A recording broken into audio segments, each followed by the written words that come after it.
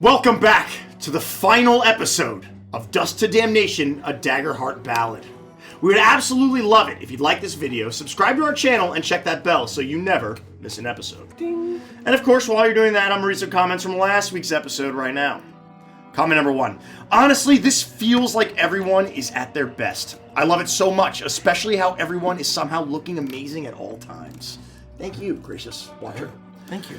Quote number 2. Must refer to the art. Let me see if I can get through this way without laughing. I love how Andy can't hold it together every time Quibly or Portia say something to each other. It kills me. It kills me too. Thank you for noticing. Comment number 3. It was an incredible mini campaign, and I really hope it gets revisited. Me too. Never say never. And the final quote. In this campaign, Gideon reads.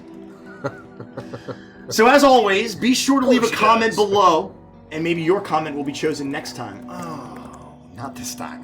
Actually. Wow. Leave a comment below. Wow. Leave a comment below and I'll enjoy them all. Yeah. As I go through them to potentially pass them along. We might pick this back up. Yeah, you and never we'll know. read these comments. Leave a comment below, like maybe it'll be read for the next time. aspirational future. Be hopeful. Be hopeful. I'm hopeful. But in the meantime, if you'd like to support the stream, we have a few different ways that you can do that. You can become a channel member right here on YouTube. You can check out our merch shop, Avantris.com. Got lots of amazing stuff over there, including the Crooked Moon. You can become a patron over on Patreon. It is where you can enjoy 2 exclusive campaigns. And lastly, it's kind of redundant, but I'm going to say it anyway. You go to thecrookedmoon.com to pick up your copy of The Crooked Moon. It just goes to Avantris.com, but now you know the secrets. Ooh. As well as find it on D&D Beyond, where you can get it in 2 parts or bundle it together to save $10. And lastly, I'd like to take this opportunity to thank Darrington Press one more time for this amazing sponsorship. Thank you. This incredible campaign. So go check out Daggerheart. Thank you. Thank you, Andy. You're welcome. Let's get into it, shall we?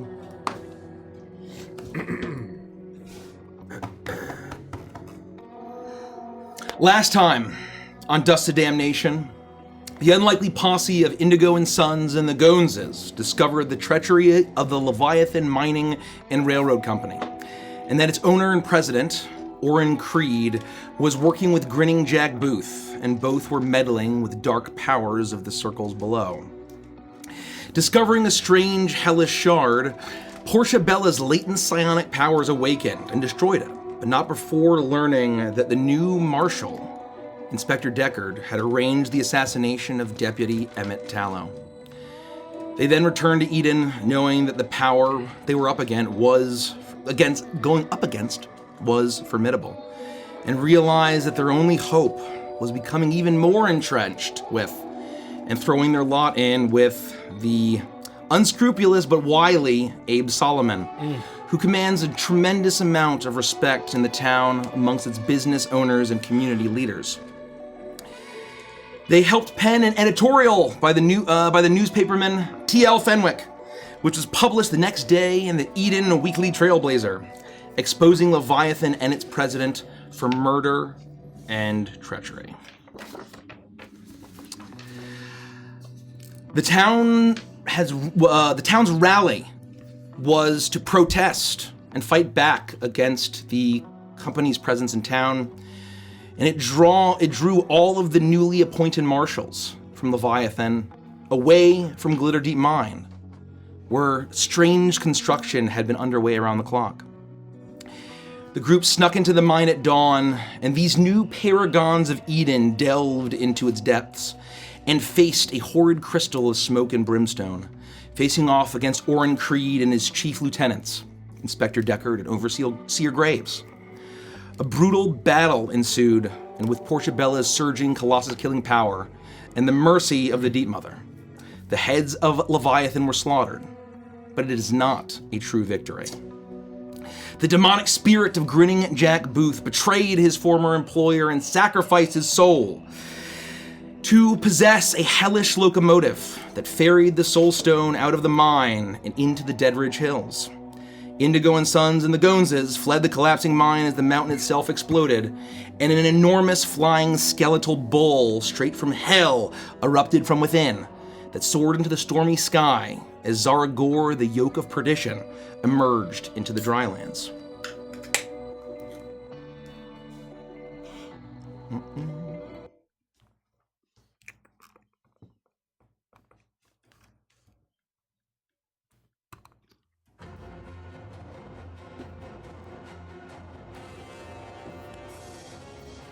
All around you is the sound of thunder and the smell of brimstone as the earth violently quakes.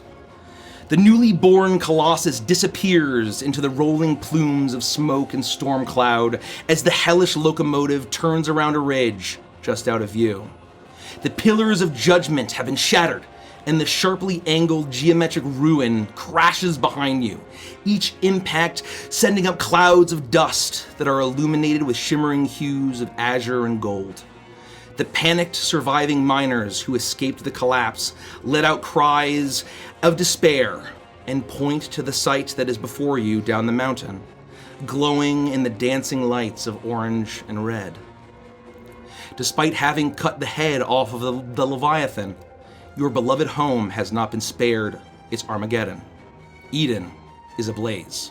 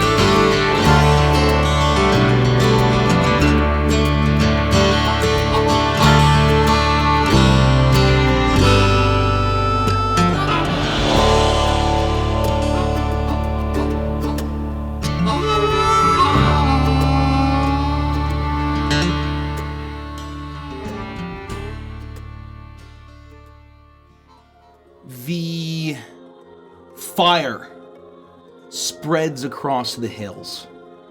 The home that you all had, or three of you had established decades ago, and two of you had found an opportunity to start again.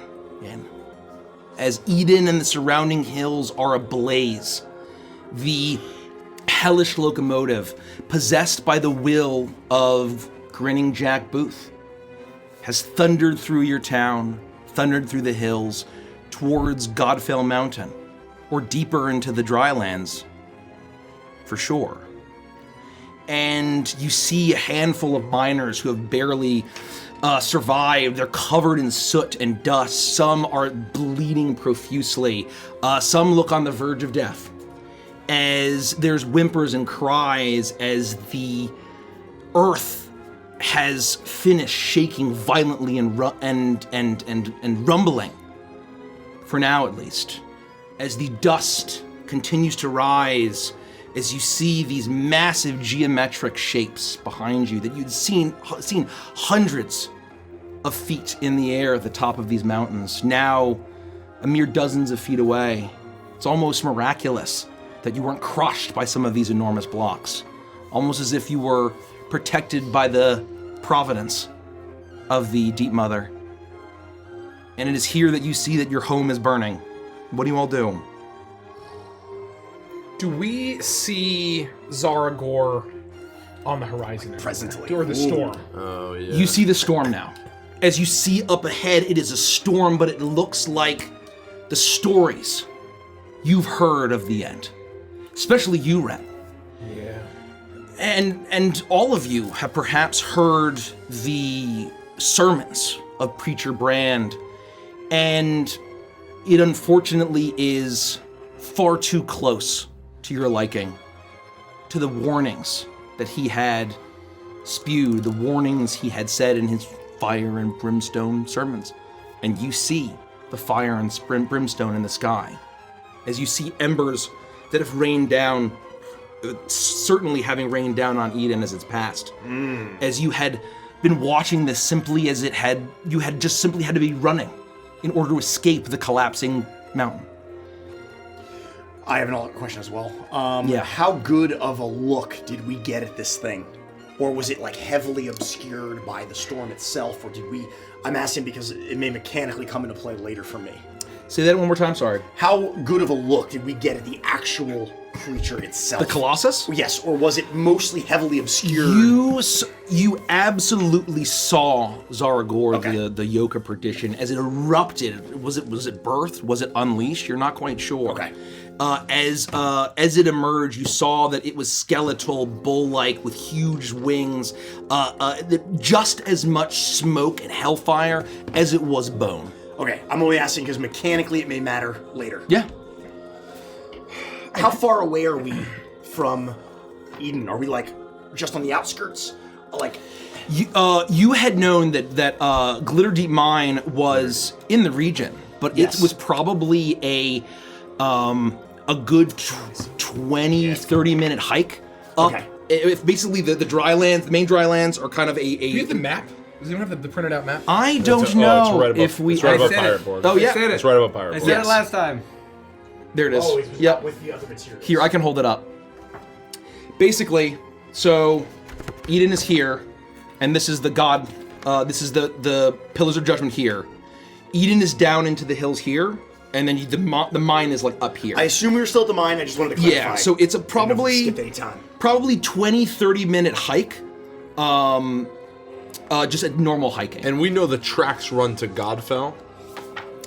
It was the Godfell line. Oh, okay. That okay, you okay, mentioned. okay. So basically, what I'm trying to ask, Here. right, is that if we look at this, I forgot to change. Let me just show this on camera. 'Cause at the time, this on the map, I put it as Schmedwood. So basically, these are Don't tell Warner the Brothers. Pillars of Perdition, right? Or, The Pillars of Judgment. Pillars of Judgment, right? So my question is, if Eden is down here in the foothills, right? Does the train kind of come out? Did it go through Eden and it's heading towards Godfell Mountain? And it's snaking down, yes. And so the train took the northern, the more western side of the hills, of where the path that Shepard took in and where they normally took in was from the usually on a mount or a horse or a steed of some kind, was a bit more towards the east. Got it. And so it's going along the north. Almost like over the- Eden and down. Right, and so it went through Eden. So it basically, went through Eden. it Okay, went okay. through Eden and then passed its way down towards the north.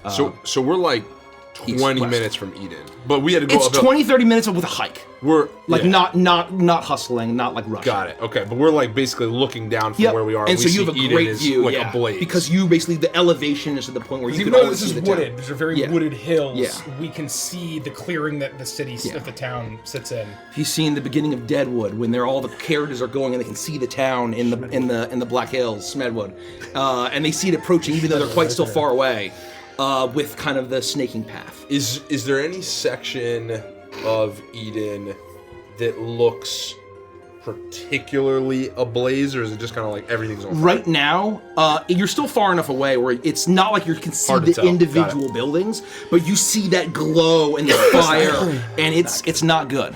It's not destroyed, certainly by any means. It's not just like annihilated. It's not a pile of ash. It's not completely consumed, but you can tell It's in the that process it of is- And it being- looks like now that the storm is going this way, that Yep. it's passed through Eden. Yes. So at least it's not like stomping and crushing Yes. Eden, it's gone through. Okay. No. This is bad. Rett, tell me at least that the fire wagons are up to code. They better be. But with who knows what corruption was going on with that damn mare, I can't fucking say. Eden's drier than a tumbleweed. We need to go see if we can help. Them people's gonna burn up. Who knows if fire wagons can even put that the fuck out? I mean, some crazy bull rides out over the sky and starts setting fires? We gotta get down there and start taking people out of houses. People need to get out. That's right. All right, let's go. Let's get a move on. And I would like to, with the help of the Gonzes, use one of my ranger abilities, Path Forward, which is when you're traveling to a place that we've previously visited, I can identify the shortest and most direct path to my destination. I would like to help lead with the help of the Gonzes and your knowledge of the surrounding area, hoping that I can help shorten the amount of time it takes to get back to you. Well, Gideon also has. This is for rolls, but if it would support in this, moment, I am apt at traversing dangerous cliffs, ledges, and navigating harsh environments. Team effort. It's a team effort. And he worked here, so this was just his commute. Oh yeah, this is my normal commute. Yeah, his commute to work. Just working. One of my experiences is commute to work. autopilot. So what we're going to do here is do a countdown. As shit. How you're all going to assist in various ways is going to help. If you can justify gaining an advantage, you'll grant that. I think that's fair, or whatever your abilities are and your features. And then once again, if it's relevant to your what are the extra things that you can spend a hope on? Experiences, apologies. Your experiences, you can obviously spend a hope in order to use that. I'm starting with 5 dreads to make that clear. I still have 4 hope from last time. We'll do the same thing we did last time, whereas if you're out of hope, you'll start with 2. And we all have 2. I have marked off my hope, and I have sustained and persisted my HP and stress from last I was using the last session. My Infernus instincts are telling us to go this way. I was using the beads, so I don't know. I'm just gonna mark 2 because I don't know how many I had when we ended. Was it not on your other sheet? I wasn't like marking it. I was using the beads to put it over 4. the hope. Yeah. Fair enough. I'm setting the countdown to 3. I believe. Okay. What kind of tests would you like us to make? And what's the? So, the countdown to 3. It is going to trigger every time you fail. I see. And I hate this. it's going to trigger every time you fail. That's very cool. And you are all going to decide how you're going to assist getting back quickly. And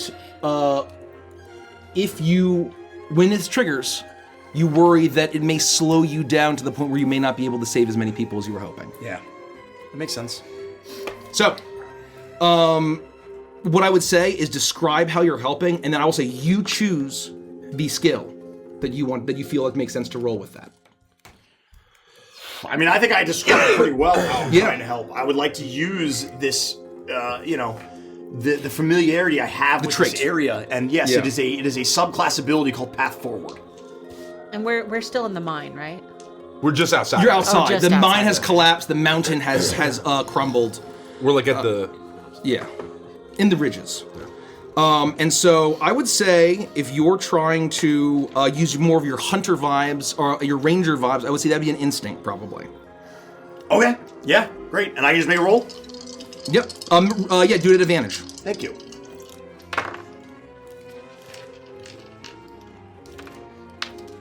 Oh, I rolled really, really, really well. Literally rolled 1 less than max.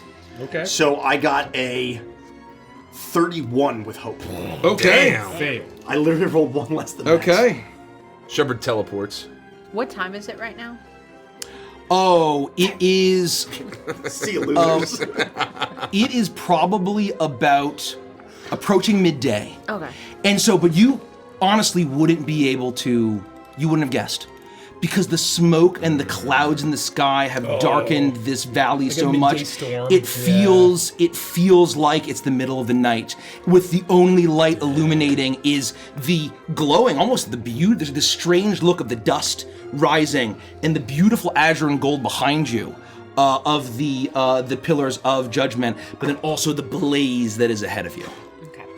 Thank you, Michael. You're welcome. Gideon. I would also just love to be assisting Shepard, the Gonzes.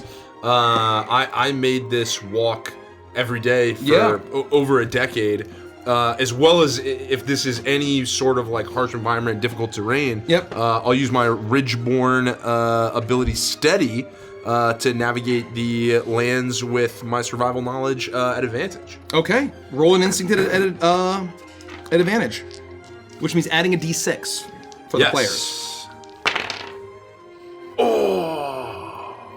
I don't know if this is going to help with our trek back, but at least in the first few minutes, taking in what's going to happen, maybe muttering some prayers under my breath, I want to surveil the scene in front of me with all of these miners that are injured. and I'll be shouting out, "Grab his head! That needs a splint!" And then I'm gonna like find the most wounded. And if there are some that like are on death's door, but we need to get him back, I'm like, "Gid, can you carry him?" Right? Like I want to try to save as many people here. I want to collect the most able-bodied and be like, try to find the survivors, you three, or whatever I can to kind of save as many lives here while we set our sights on Eden. Make a knowledge roll at advantage. This is going to affect things differently. Okay. I got a 21 with hope. 21 with hope. Okay.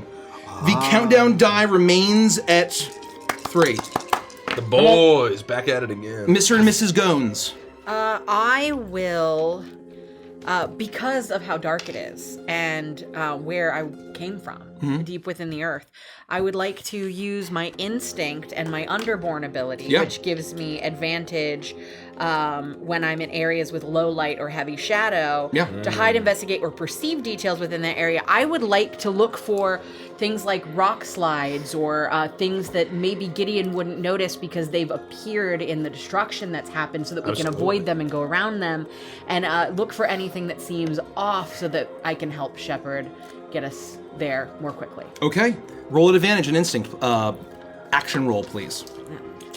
So, my roll was a 23, but I'd like to, and it was with hope, I'd like to spend that hope immediately if I can with my doctor experience to add to bring that to a solid 25. 25. Wow. Does it matter whether it's with hope or fear? It does matter. Okay, so mine is with hope. You'll still get the hope. Damn it. 18, fantastic. I wanted that fear. 27. I gotta find a way to make fear from this thing. Oh, 27? Okay. 27 Okay, 27. God, you guys are good. You guys roll so good. Okay. So You glad still I got switched Derek. die. You still got Derek. Well, and help me understand, are we trying to traverse to the town, or are we talking about any role that is getting to the town and how we're going to help, like... This role is basically how you are helping to get to the town as quickly as possible. Before you roll, to make sure this is clear, I'm going to say, because Rett is taking his time, his role is seeing who he can save here, but because of that delay, it's going to drop down to 2. I think that's fair. And I would insist. a fail will drop it by 1, and a fear will drop it by 1 here. So you better not fail. If you or fail fear. fear, we're toast. Why'd we let Derek go last? I don't know. Because Quibly's the key to all this. We didn't know, but we know. He's Now we the know. key to all of this. It's Why always they call been. me Quibly? It's always been Quibly. That's how We got I like 6 spelled it different on names. that contract we signed. That's right, honey. I'm going to... Quibly Frank Gomes. How can I help with traversing? That's the tricky part, right? And what I'm using, this is in the book. This is the GM guide in the book. It's also in the PDF, so you can print it out. It's extremely helpful. If you are GMing a Daggerheart campaign or session or one-shot, I recommend having this handy. I would like to take some shortcuts. What might have been a typical commute, what might have been the safest but more direct path. There are some ways we can get to the town a little bit faster if we slide down some rocky terrain, some hills, that sort of thing. But I have my lasso. Yeah. And with my fine ability to control things, I can make sure that it's tied well to a top rock and allow people to rappel down what would normally be a side-winding mountain and instead take the more direct path, and then quickly, with a quick whip, unhitch the rope and keep it with me. That's how I would like to assist. He's just here for the zip line. Well, that's why they call me Zipley. That's excellent. I just want to say is that basically making sure that making the decision to drop down to 2 because of that decision, and then the decision to make it a fear, to make it a fear will also count. I spent 2 fear in order to do that. Okay. So my fear is now down to 3. Okay. As using GM moves there. Fuck yeah. Go ahead, Quibly. The difficulty is 20. The difficulty is 20. If you would agree, I would like to use finesse for my rope work as we make our way I think out. you have justified finesse. It's going to be with fear, but it's a 22. Yeah, he succeeds. 22. And you get fear back. I do get a fear back. Thank you. Thank you. Maintaining game state. Rett, your roll was 25, right? 25. 25 exactly. With hope. You get the sense that of all of the miners who had made it out alive, there were a good number of survivors, but you know that the crowd that you went in with, there were far more.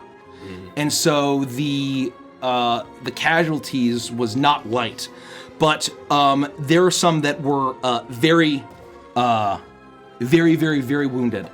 And you, with your quick thinking, your quick work, you're able to triage, you're able to direct people around to help. At the end, there were only 2 that succumbed to their wounds.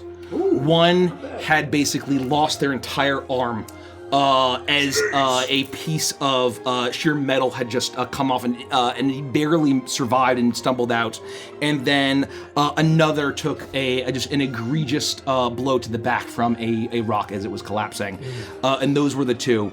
And what I'll say is that for every 5, 2 more would have died, depending on that roll.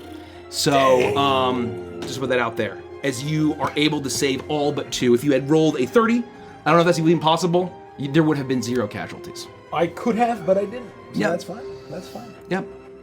I would have had to roll max, I think. Max for me was 32. So, I mean, you have to, really roll high. Yeah. I got 31. Oh, yeah, there's no way. Cool. Okay.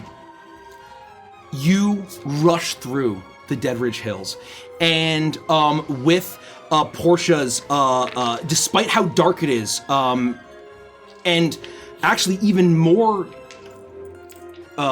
disrupting, is the way that the fire, despite the light it's creating, is causing the shadows to dance, and it's warping and disrupting the landscape.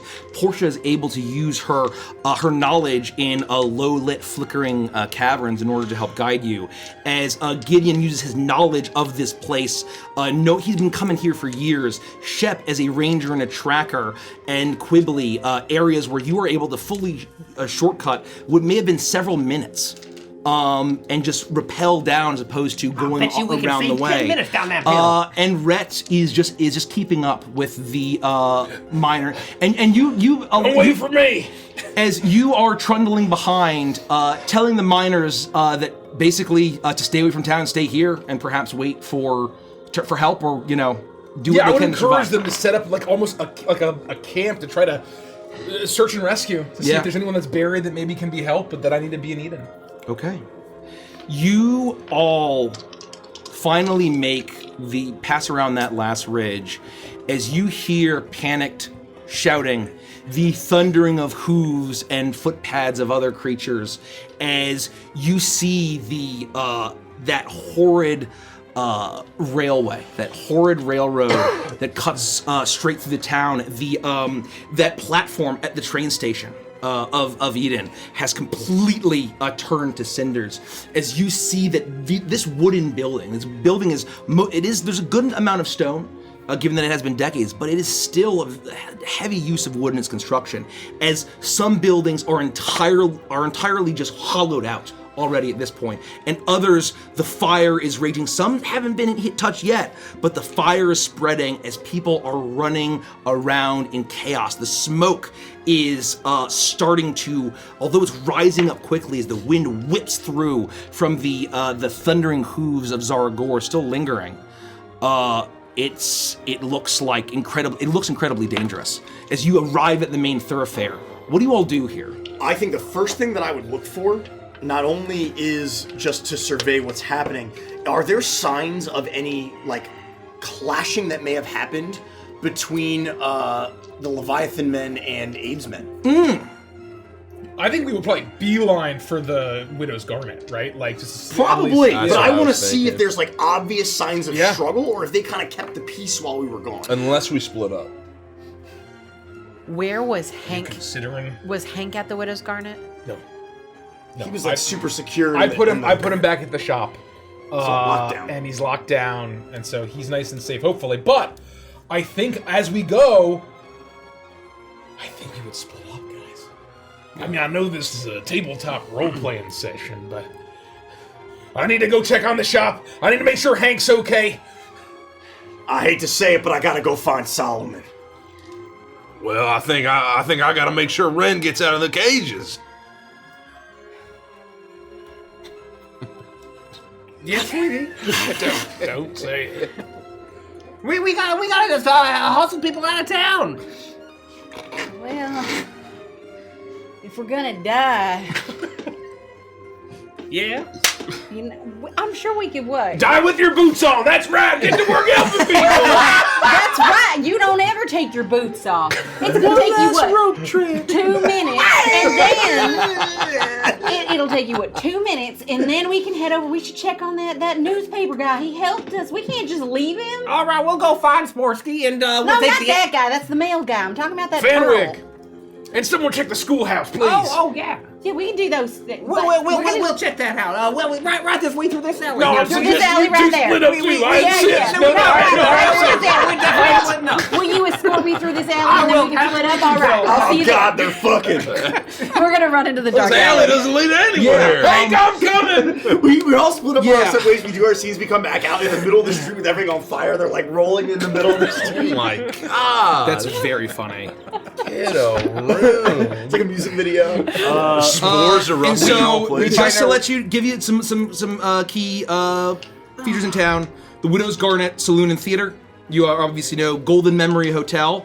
That is owned by the mayor, Mayor Eustace Richardson. But you know that there's a lot of people stay there and live there.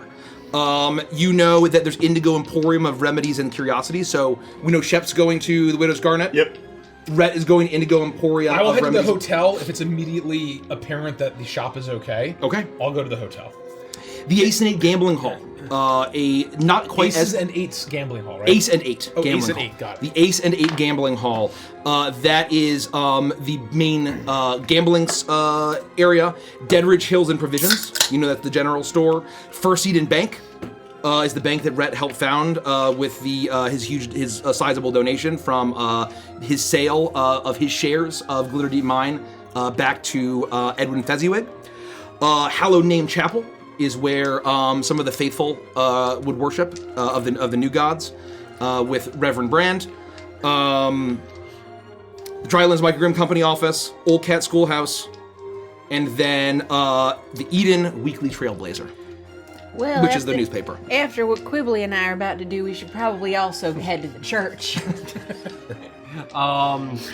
Yeah, I guess the question is, do you want to go to the newspaper or do you want to go to the schoolhouse? So we should probably hit up the alleyway, then split up, Yeah. go to the newspaper and the schoolhouse, Yes, but and which then one, meet up. after we split up, which one do you want? Oh, I'll do the schoolhouse. All right. And then we'll head to the church. Okay. Is there anywhere in town we would know that's like designed for firefighting? There's not like a. Yes, there was a fire wagon that was not far. It was kept behind the jailhouse, and that you know that it would be. What do you? Go ahead. Okay. Go ahead. That there was a fire marshal that was just deputized, and but you're not sure. It's been a long time since you've been gone, and you weren't really sure. You knew that there was one, but there's no need for a fire. There hasn't been a fire yet. Very rare. And so you wouldn't know the details of it. Shep might know the details, but it's not. But it's been would have known the details, but it's been a long time. So again, not to shift all over the place, but I guess that raises the question: do we see the wagon active at all? And two, did you mention anything about potential clashing, like signs of struggle while we were gone? For all of it, just roll me an instinct roll straight. Oh boy, that's gonna be a 16 with fear. 16 with fear. I will take a fear. Thank you.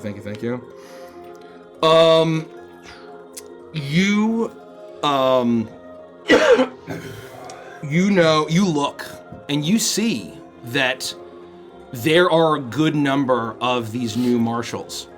There are bodies that are littering the thoroughfare here. Okay. Certainly out front of the Widow's Garden. And you look quickly, and there's all sorts of chaos. It's hard to tell, but you see a number of those riders, those road agents, or the riders at the very least, also on the ground. There's definitely the signs of death where it's hard to suspect that it would have been the fire that would have killed them this quick. Okay. And so you see the signs of a struggle. You do not see the fire wagon that is active. You know that the person who was deputized to be the fire marshal was the clerk of the Golden Memory Inn. You know that his name was Slippery Dave. He was known as Slippery Dave, and they called him Slippery Dave. He had gotten a job, and his favorite, but he really loved the idea of a fire wagon. It was like a passion of his. And he may not have been super bright and super talented, but you know that you know his passion for it was intense, but you don't see it operating. Okay. I make my way for the to the Widow's Garnet, and I try to see if it's on fire. But what I will say is that as I approach the Widow's Garnet, noticing that there has been a struggle, I approach with my rifle out as I'm running towards the Widow's Garnet to survey the damage and see what happens next. Okay. With my post-mush clarity, I wonder to myself, are there any fungrels, like any other fungrels in town that like Quibly and I could send messages to, just to like, hey, how is it over here, and try and deduce like what places are important to hit more quickly before others? Like, oh shit, the schoolhouse is completely consumed by flame versus like, oh, it hasn't hit the church yet. You know that, actually, why don't you roll me, because I'm fishing for fear. I know. If we I know. Roll me a knowledge roll. If we Okay. could, and if I can jump in onto the network and assist, Yeah. we're basically both using what's cap. Yeah, what's cap? So do a group roll. Okay. Do a group roll for knowledge. I have nothing for knowledge. I have so. nothing for knowledge. Just fishing for fear. Not gonna get it today. 21. You would from me. Well, I think you choose, right? Oh. Or how does it work? They choose I which think role that they she's want to the use. primary, Oh. so I'm just helping. I think I add So something. yeah, so normally you would, if you can justify how you are helping somebody, you would add the person who's rolling would roll with advantage. Well, we're doing a group roll though. Yeah. If it's just the two of But you, it's just that's the two of that's us. fine.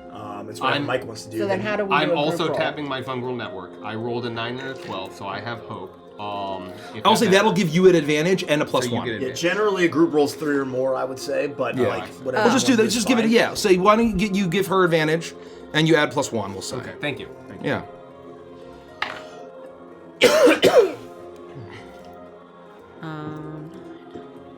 14. 14. Total with the advantage? 56? Okay. You think, and you're trying to, Sporsky you know was the primary, one of the other fungal that you knew. You knew that there are a couple fungal in town. This is definitely a melting pot, but ones that you would know personally well enough to actually like use your powers in order to kind of connect to. But you recall that there was an little fungal orphan girl named Sophina, whose parents had been killed by road agents on the way here, and that is another fungal that you had seen and chatted with, and you know that you might be able to contact. Okay. Perfect. Okay, take the spotlight, whoever wants it. I'm happy to go to the jail and. Okay. I mean, so if I go into the jail, you're saying I wouldn't know enough about the fire truck to even check to see if it's there? You might be able to. You know that it's there. Yeah, you know that's based there. on what Mike said. Yeah. Okay, cool. I run up to the jail. Yeah. I burst in the front door. I see the inspector's desk. I'm just racing forward to the cells. Yeah. I would just I would do a quick scan. I don't know if presumably he had them on him. But if there are like keys lying about anywhere, like on a rack, on the table, Yeah. I'd look to see if there are keys. If not, I just race down to the cells. Okay. So, you all fan out. You run down the thoroughfare. You're all fanning out. It's ablaze. People are running. It's full bedlam. For this, I am setting another countdown. It is at 6. Every fear, every failure will drop it by 1. Is the DC still 20? DC's not 20. Oh, phew. Depending on what you're trying to do will determine the difficulty. But what I would say is that 20 would probably be a pretty common one. But we'll say we'll see. You look and you see that the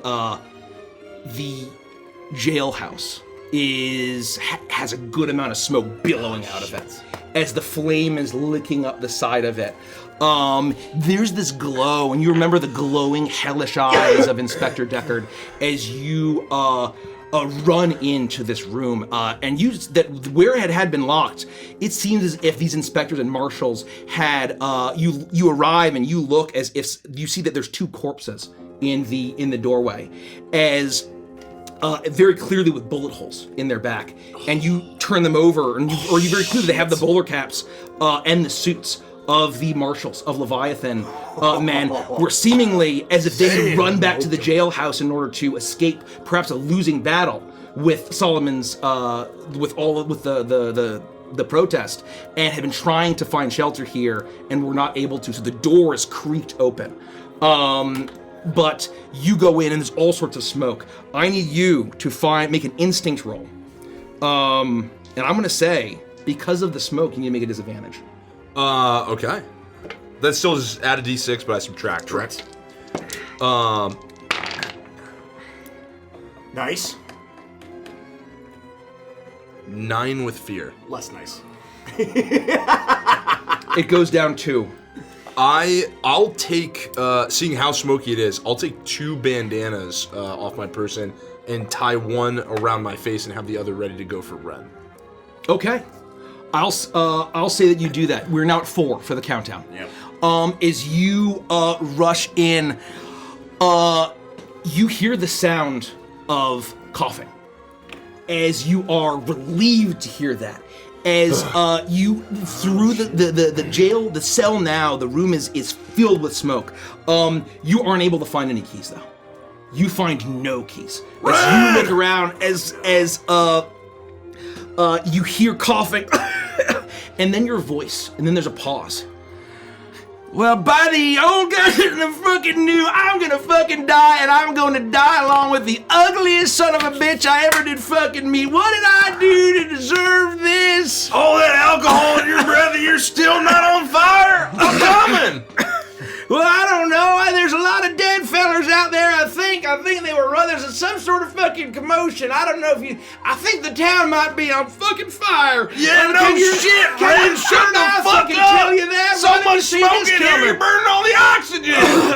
I'm coming, just hang on! Well, all I know is I tried to put it out by I thought about dousing it with whiskey, and I said, well, if I'm gonna fucking die, I might as well die fucking drunk.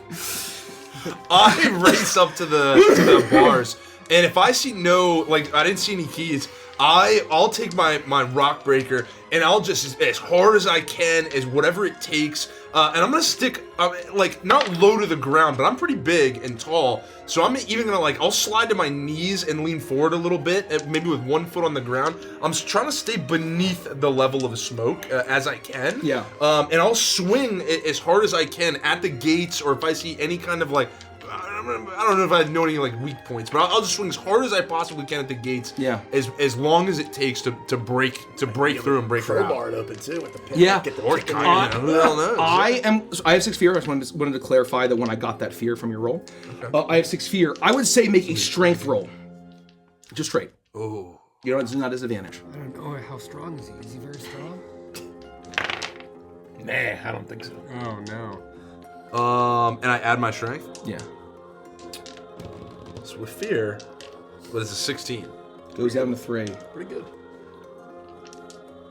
Can't wait till everybody else does. I know. You hear Jamity, as you can see now through the smoke, you see the fear bowl. You mean Whiskey Ren? Oh, sorry, yeah, Whiskey Ren. Whiskey Ren. You see Whiskey Ren as she peers at you through the smoke. Her eyes are barely open. And she looks at you and says, well, I guess I am in the fucking circles below, because of all of my guardians and saviors, I think only the vile fucking sense of humor of the demons and devils would send you. I think this is a figment of my imagination. As you smash the the hinge off. I set the difficulty to 15, given your size and your strength, and how the thugs and the criminals that were kept here were not super intense, and so it didn't need to be super reinforced. It smashes off the hinge, and you hear a clatter as Ren is looking at you. She is very heavily intoxicated. She's not even able to stand. And you see there's a couple of bottles. They were keeping her very heavily inebriated until her trial. I race over to her and I take the second bandana in my hands and I wrap it over her face and mouth. Yeah. And then I roll across her on the ground into the fireman's carry where she's slung over my shoulder. And I'll just say, if any of the damn saloons survive this, the first round's on you, Ren. We gotta find that fire truck. And I'll race out of I'll take her out, just slung over my shoulder, racing out, trying to stay low, like hunched over, trying to stay low, race out of the jail cell, look, and once I break out, swing around back and see if I see the fire wagon. You are able to run out as you hear, oh, well, I really am fucking hell. First it's your ugly mug, and now you have to deal with the moronic fucking half-brain of slippery fucking Dave. And with that, we're gonna switch the spotlight as you run. Who wants to take the spotlight? Yeah, anybody. Countdown's at 3. Otherwise, I'm going to the Widow's Garnet. That's where I said I'm going. Okay. I'm happy to do it. Yeah. So I'm approaching with my rifle out because I've seen all of this violence that has happened. My goal is to see how on fire the Widow's Garnet is. If it's immensely on fire, try to save as many people I can, prioritizing Abe Solomon. And if it's not that on fire, then to breach, see what the inside looks like, and get to Abe as quickly as possible. You hear shouting and coughing as there are, it's very much a chaotic scene as fire is licking up and roaring on the top of this saloon.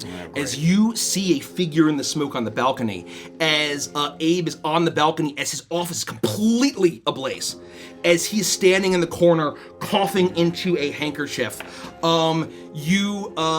You hear the blistering and the clang of piano strings as the piano seems to have caught on fire and is now snapping. Abe, hang on! I'm coming for you! Hang on! You hear coughing, and he says, do my fucking ears deceive me, or is that the sheriff come to be my guardian angel, despite us both being of the circles fucking below?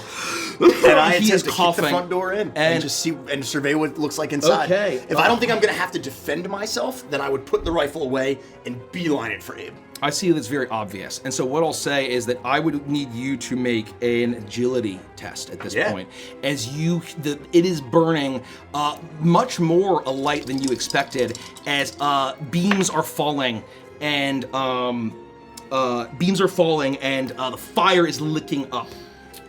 18 with hope. 18 with hope. That is a success. As you are able to make your way into the saloon, and you see that the stage is now completely consumed in smoke and completely consumed in flame. As you look up, as your heart sinks a little bit. As although you are dodging and you are maneuvering around the falling beams, you look up and the stairs are completely engulfed in flame. As you see the balcony above and Abe's room seems to not be covered in flame, but there's a glow behind the door. Do I feel like there's an alternate path if I attempt to climb?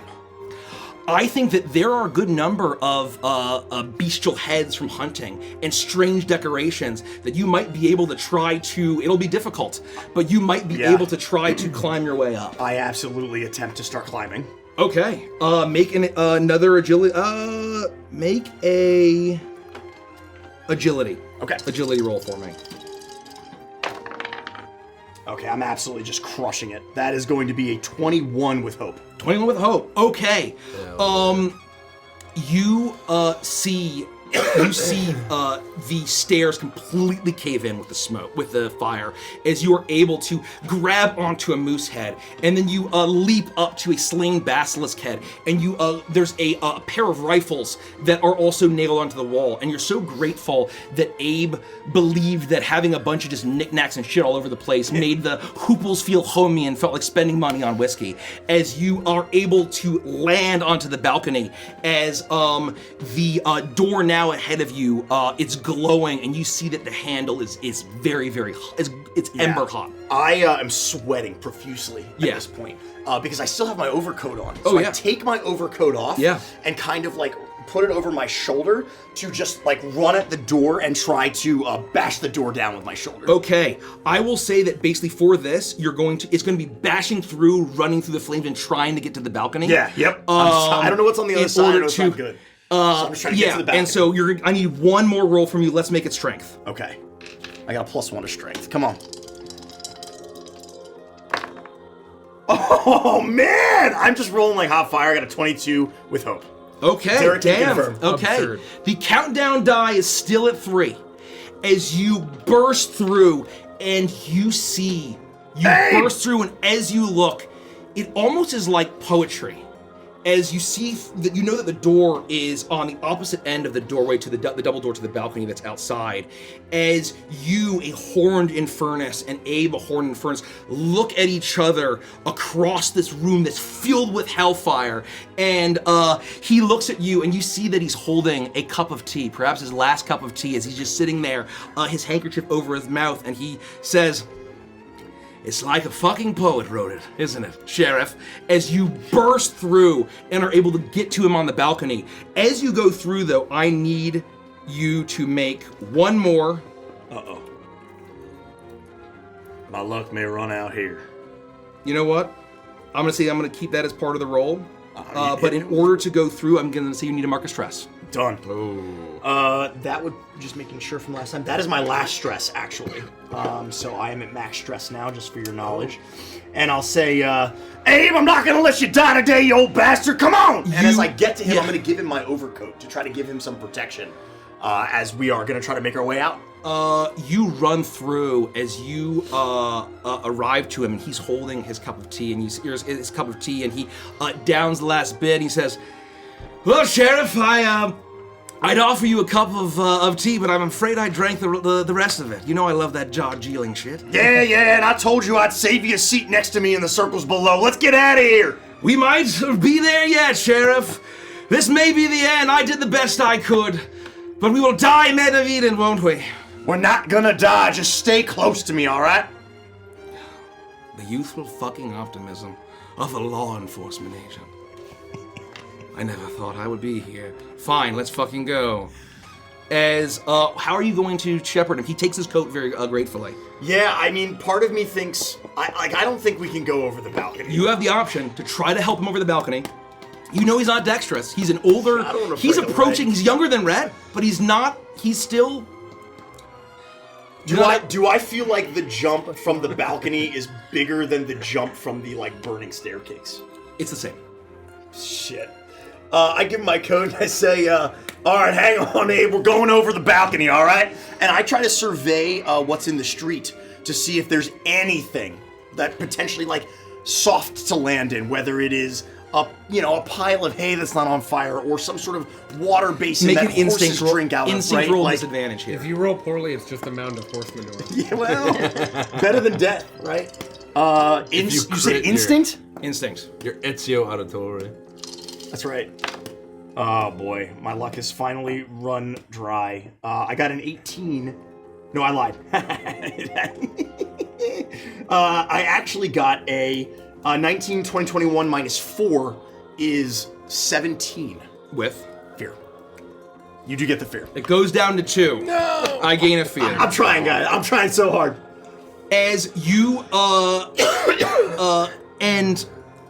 he looks at you like, "What do you suggest I do? Are you going to rappel me down like a maiden from a princess story, Sheriff?" And I'm looking while he's like yapping my ear off to see if there's anything that I can point to. You see that there is a puddle where the horses are normally hitched up perhaps where, and then you see that there's a couple of bodies there as well, where there's a water trough that has gotten knocked over, and who knows what else. It looks awful. Not even looking at Abe, I'm like, shut up and just come with me. And I'm gonna grab him, and I basically put my foot up on the banister of the balcony and hoist him up with me and say, we're jumping there! And I basically force him to jump with me into this water tank. He doesn't resist. And I hope I break my fucking neck for the absolute shame and indignity as you Stop your blathering! And I need you one more roll for this scene. I need you to make a finesse roll for me. Or no, agility. The Ammonite orphanage down there. Do a flip!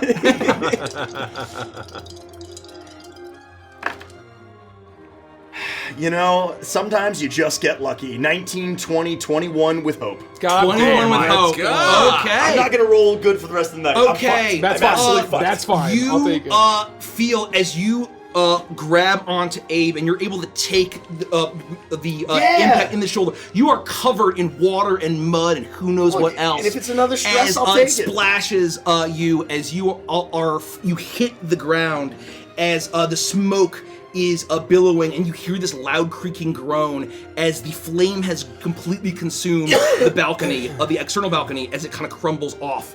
As he looks up at it, as Abe looks up, covered in mud and water, as he looks up and says, well, isn't that the fucking end of an era, eh, Chad? The wind is a little knocked out of me. Like, I definitely took the brunt of this fall, and I'm like, we gotta get up. Come on, come with me. We gotta get away from the building.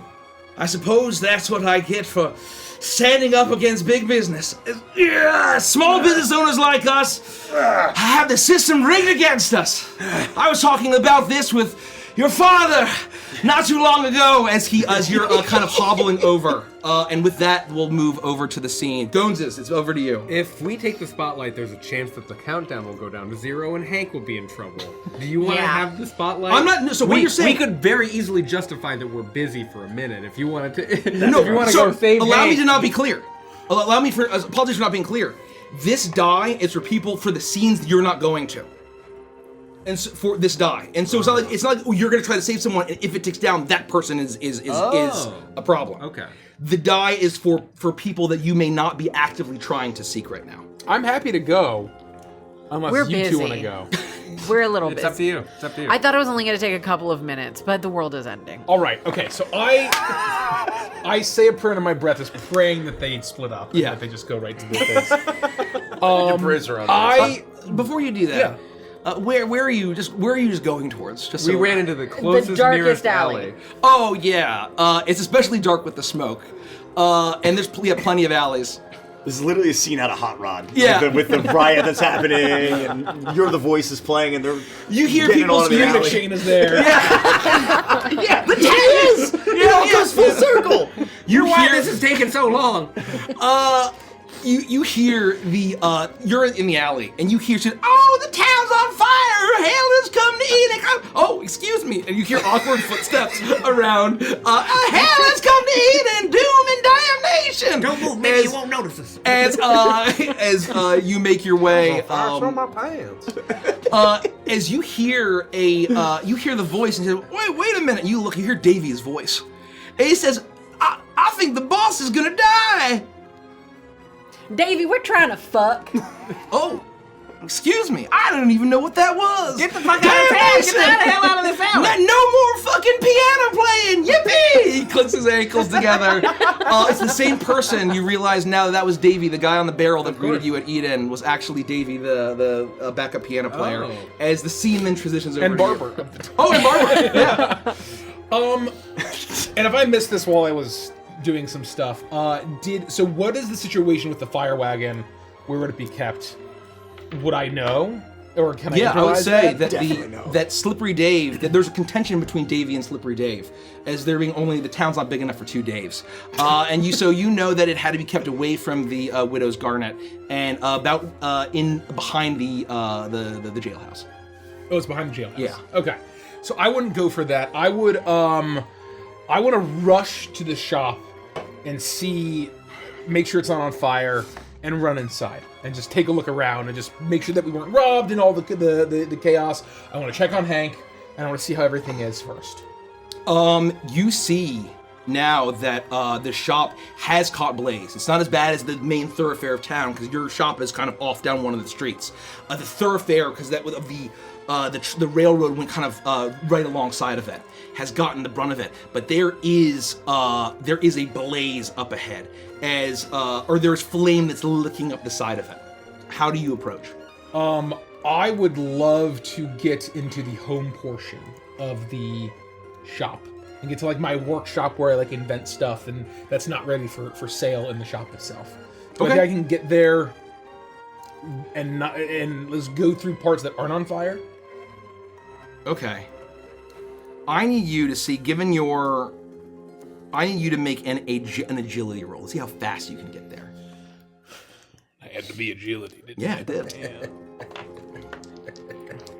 Uh-oh.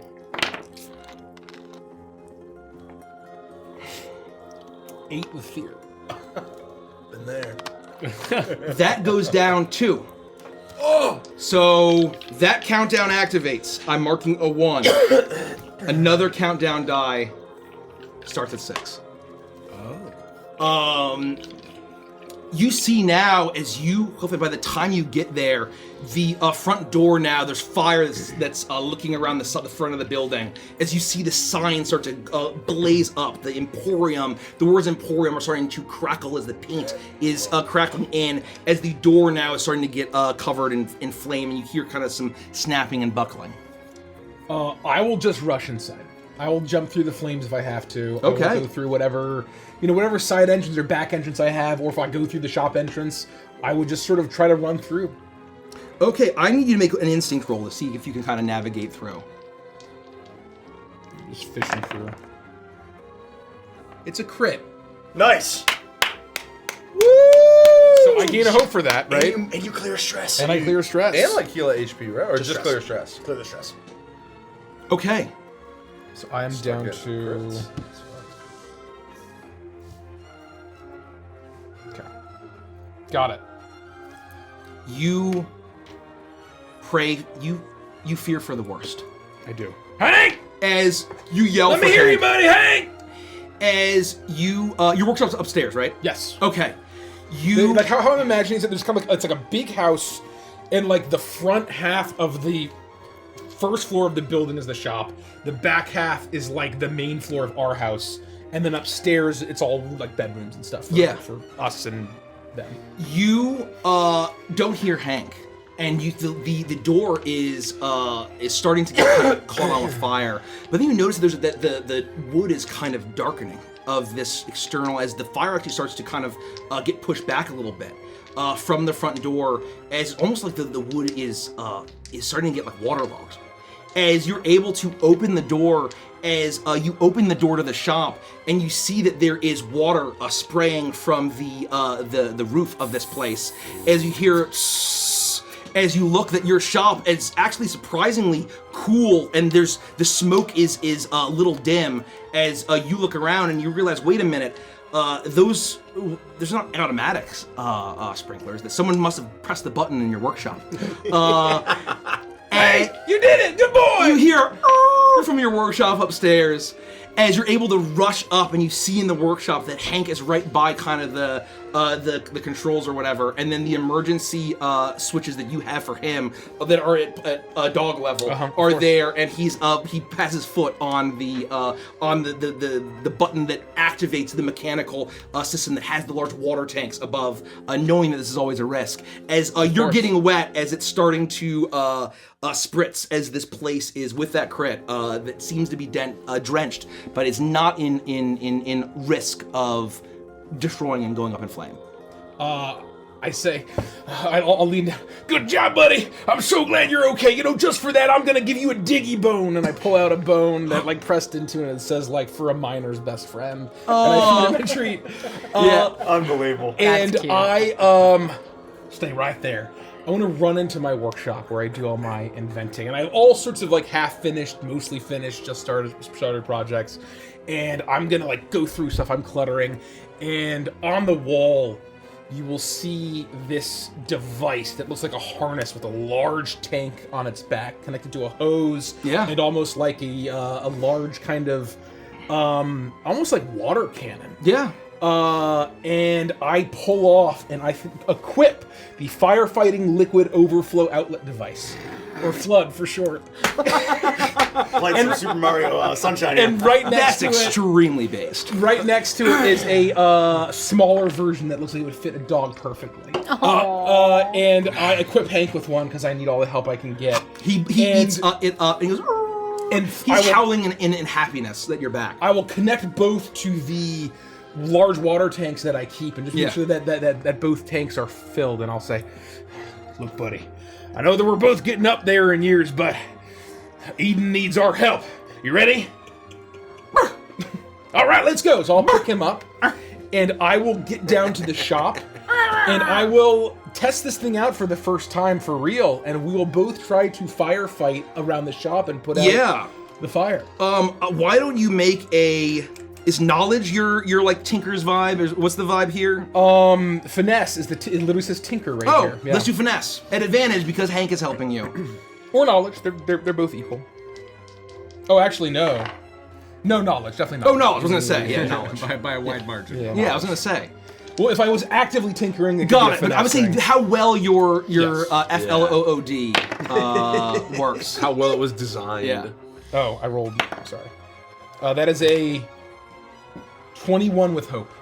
Okay. Still at 6.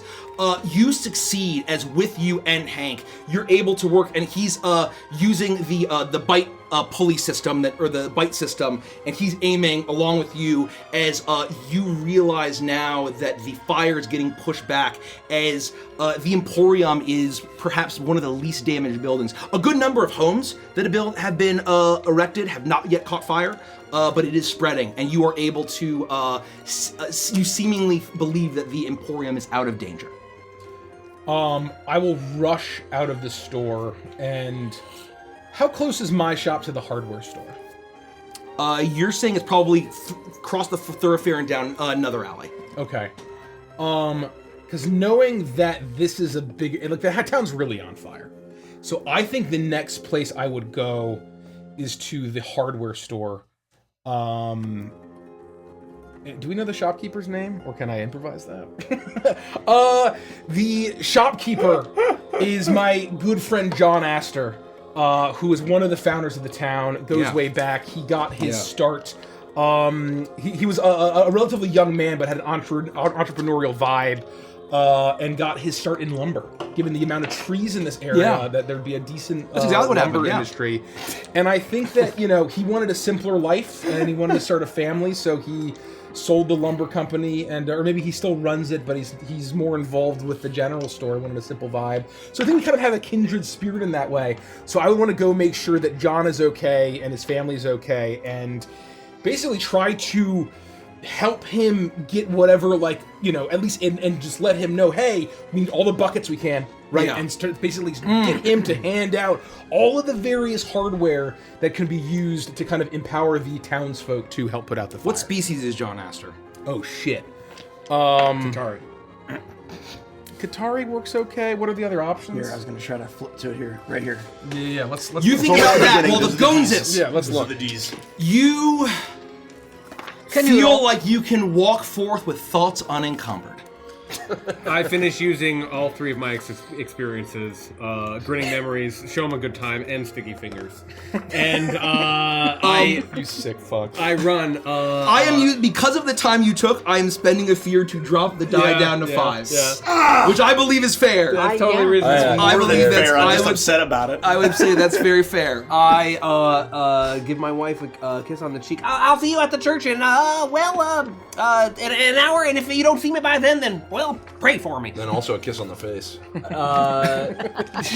No, we don't. You guys not right are after. just Not right after you. Sick perverts. fuck. Oh, he's And- a fawn.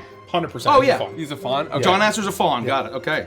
We haven't had one of those. And I will race to the newspapery. And I cannot remember the name of the T.L. Fenwick. T.L. Fenwick. Before he races away, I will grab him by the scruff of the neck. What do you mean if you don't return? Well, You dangerous. shut your mouth right now, Quibble Cones. If you go and get yourself killed, I'm gonna kill you. Do you understand me? You better be safe. No. You think death is the worst thing that could happen to you? No, it's your wife. You be safe. You understand me? I respect and Look me fear in the your eye, strange Quibble powers. Okay, okay. I'm like struggling. Like, All right. You gonna be good? I am. All right. I'm gonna smack him on the ass, and then we're gonna go in opposite directions. Okay. I will waddle away quickly. You do that. Dumbass. As you are very serious about that. You don't want to lose your husband now after at the horrible fight no, like that. no. 2 horrible fights. Right. You've survived. You can't die like this. You split off. Who's taking the spotlight? I will race to Fenwick's, where I think Fenwick might be.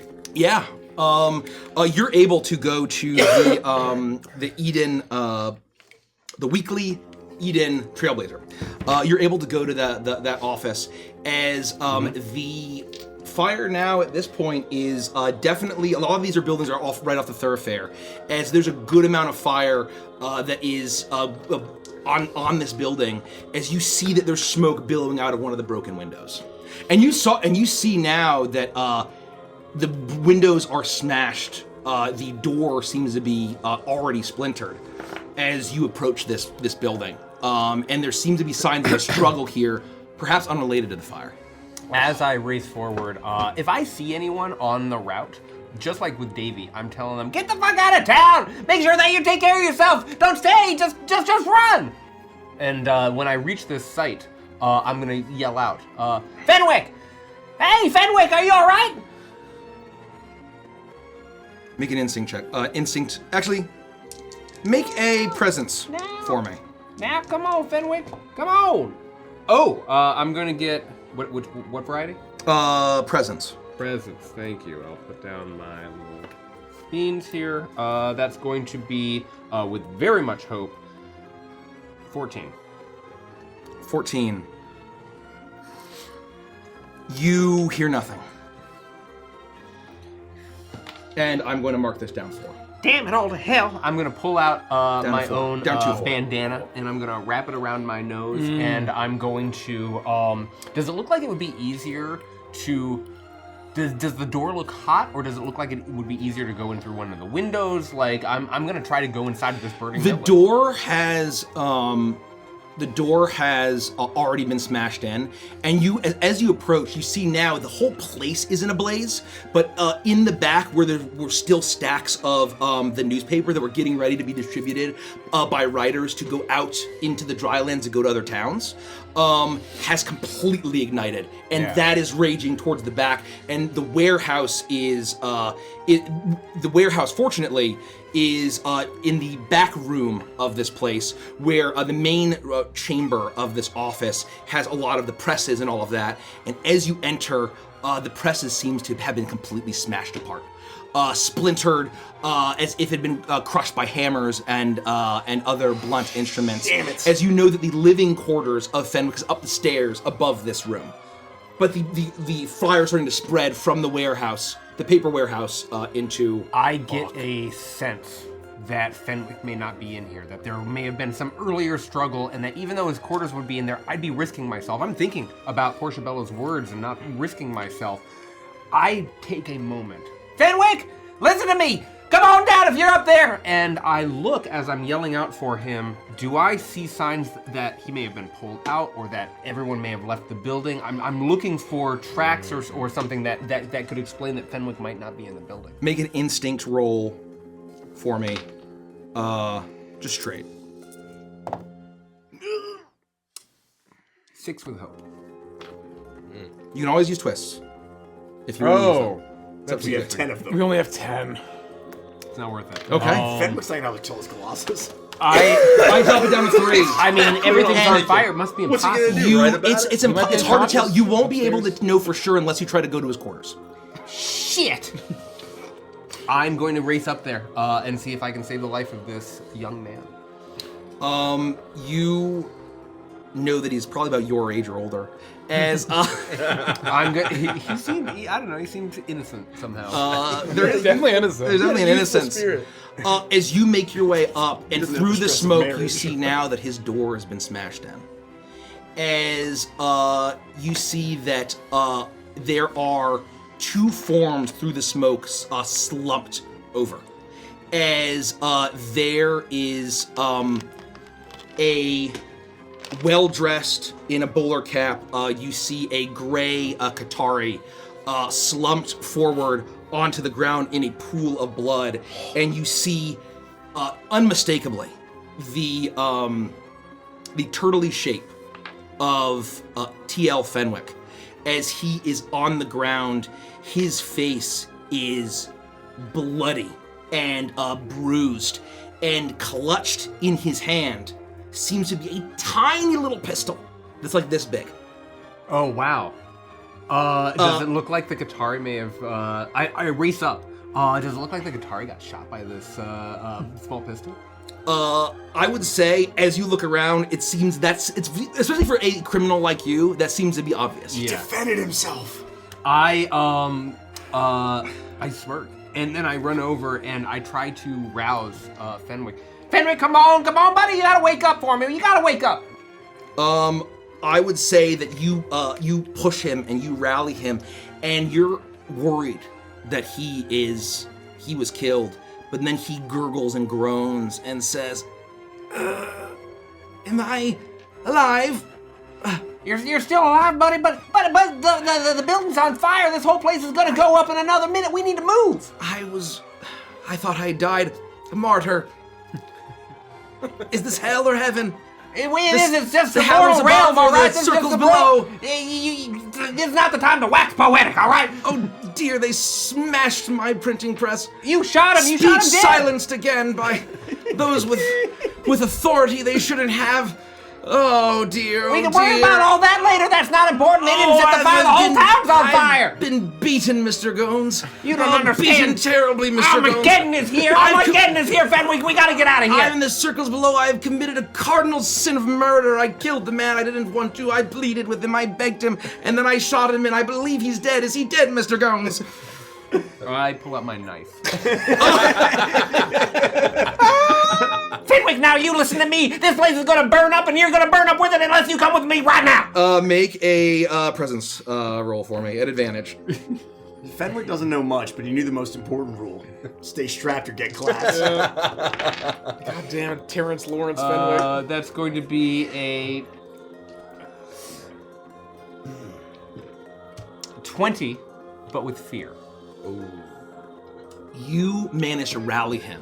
And although he's very bloody and bruised, he gets up and he's, "Oh, you're right, there's no time to waste." As he stands up and he says, "Oh dear, perhaps it should be my name in the paper. Terrence Lawrence Fenwick, murderer of Agent of Leviathan, although he was a despicable villain. Oh, to have blood on my hands. Think of it, Mr. Gones. What a terrible thing it is to kill." As you... For some reason, I'm picturing him in like a brown corduroy vest or something like that. I'm like trying he to has take his sleeves rolled up in an apron. His hands are covered in ink and blood, and so he was very busy getting it all when they tried to smash him in. But he is alive. I will take the knife and I will cut the back knot of his apron, and I will hold up the flap, and I will say, "Cover your mouth now, come on, let's go down." Oh, thank you, Mr. Gones, thank you. As I will say one more finesse roll as you leave. I will attempt to guide him through.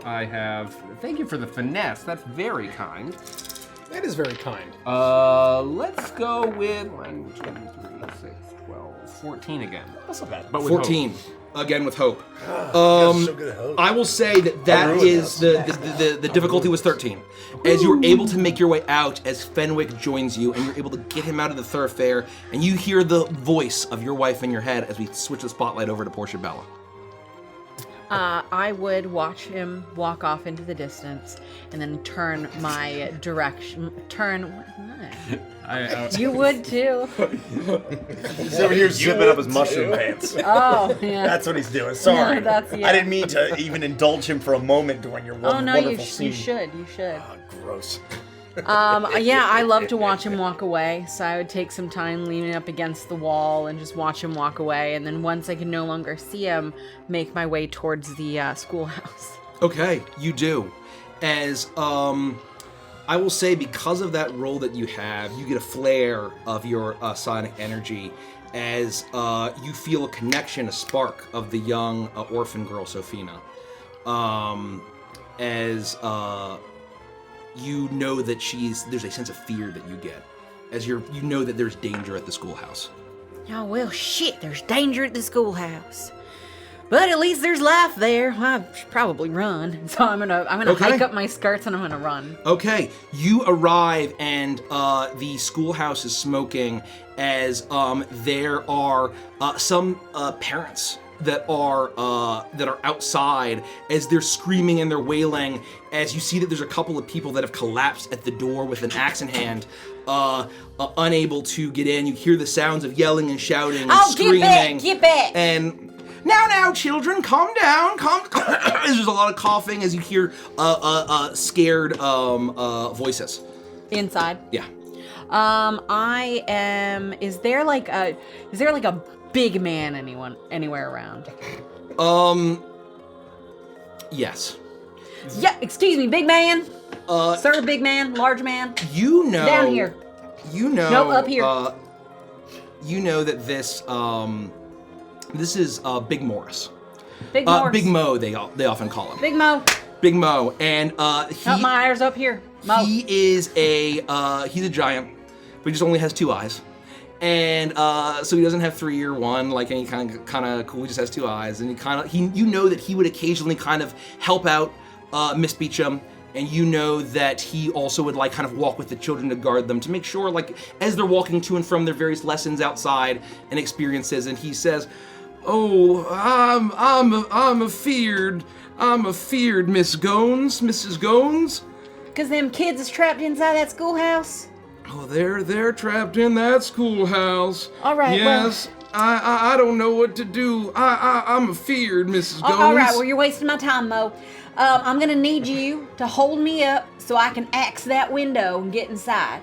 You hear me? And then once I'm inside, I'm gonna need you to get everyone away from the door because I'm gonna blast that fucker off the hinges. Did you get that? You want me to say that again? You're blinking fast. All right, we're gonna start with lift me up, and I'm gonna axe that window to pieces. I'll lift you, and so I need you to make a presence check for me. This goes on for an hour. Yeah. Are you taking this down? It's Big Mo. Are you listening? 12 with hope. 12 with hope. It is. I will say that I'm going to notch it down by 1, but you are able to. You seem to get through to him, and he doesn't. It takes him a while as he kind of blinks and he says, "Oh, just with the axe." Yeah, I'm gonna put the axe in my hand. You're gonna lift me up. Shucks, I'm afeared. I'm Okay. and it just takes him longer than you want, and so you're getting frustrated. But he finally picks you up, and you lift him. You're able to get to the second floor. I think I could tell that he's scared, so I'm trying to be patient with him. Yeah. And once I'm high enough up, I want to use the axe to break the window, so he can just kind of toss me in. I would say with that, yes, you are able to break in, and you are able to scramble up. Miss Beecham, you in here, Miss Beecham? As you look at the second story window, there is the sort of reading nook in the second floor of the schoolhouse, and then goes up to the bell of the schoolhouse, and it is filled with smoke. As you hear that they're all downstairs, as you say, "Oh, we're down here." I would do my best to run down to them. And you look. Is there fire around them, or they're just stuck in here? The fire is all in the front, and so they're all in the back room, right by the piano and the dunce box that they have. Of course. Yeah, of course. And then you think they would make a back door, but they don't. Why No, would of course not. No, they don't need ridiculous. to. And so they are all kind of around the corner by the blackboard. Well, Is the cavalry coming? Cavalry's here. I'm gonna need y'all to stand back. Well, I'm gonna blast the back of this schoolhouse right off. I'm just there. I don't know what else to do. Oh, honestly. not our chalkboard. We just have today's lesson on there.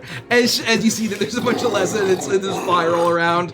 As she says, "Oh, come here, children. Come here, children." As she pulls them all back. Now, if you listen to your teacher, once we get to safety, you know that cute pug that you see around town all the time? All the kids look up at you. Yeah, Hank, we love Hank. Well, you can pet Hank. Once we get to safety, you can give Hank pats, all right? But you got to listen to Miss Beecham. Now, you all stay, but why don't you... Oh, and now, children, if you behave and listen to Mrs. Gones, I'll reward you with an extra portion of tubers and treacle.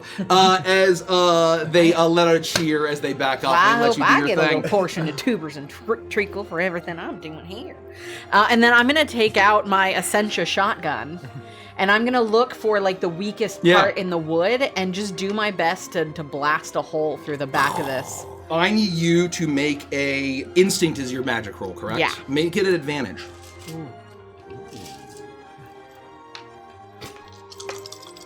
Treacle. Oh, yes. Why'd you flip? 18 with hope. Okay. Nice. With that, with the last roll of this scene in this encounter, you take your shotgun and with your newly awakened power, you surge it into your shotgun, the focuser that Rett had made you, and you let out a massive blast. The door explodes as all the children see that there is an alley that is smoke free, that you're all able to make your way out into the this is towards the edge of town, and they're able to actually make their way up into the hills on the outskirts of town. And Miss Beecham looks at you and says, "Oh, well, thank you, Mrs. Gones. You saved all our lives." Yeah, of course, I'm happy to. You make sure to get them to safety. I'll let the parents know where you're all headed, and then I gotta go find my husband. Oh, I just wish that man of mine, Charles C., would have come and saved me. Oh, I was hoping he would come like a romance. Oh, I said, old Charles C. As that no good Charles C. man of mine. As no, come on, children, single file out. Everyone thank Mrs. Gones. Thank you, Mrs. Gones. Thank you, Mrs. Gones. Thank you, Mrs. Gones. As they're all shaking, there's a good number of fawn. There's a good number of fawn, Qatari, all of the animal species. Of most of these children are animal species. As they all thank you. The Astor children are there. Yeah. Oh yes, the Astor children are absolutely there. Fawns, Yeah, for sure. There. They're there. Yes. As Miss Beecham leads them out. In caterpillar form, look at him go. Oh. All right. Oh, and Miss Beecham stops at you and says, "Oh, you will check the Ace and 8 for my dear man Charles C. I know he's a no good two-timing man who would run out on me every other week, but I do love that man. I hope he's okay." Well, none of my business. I guess I can check, but... Oh, thanks. He's been mighty out of sorts after losing that job at the rodeo. I'll take care of the children. You should find yourself a timid man, one you can boss around a little bit. Oh, well, I don't know if I need... Oh, we get to talk about it. The town's on fire. As she runs, as she ushers everyone, it's like, I sure hope Ren's okay, as she guides the children out of town. And you are all able to then reconvene back at your various areas. You are able to find the fire wagon. You do not see Slippery Dave anywhere. He seems to have left it. He seems to have...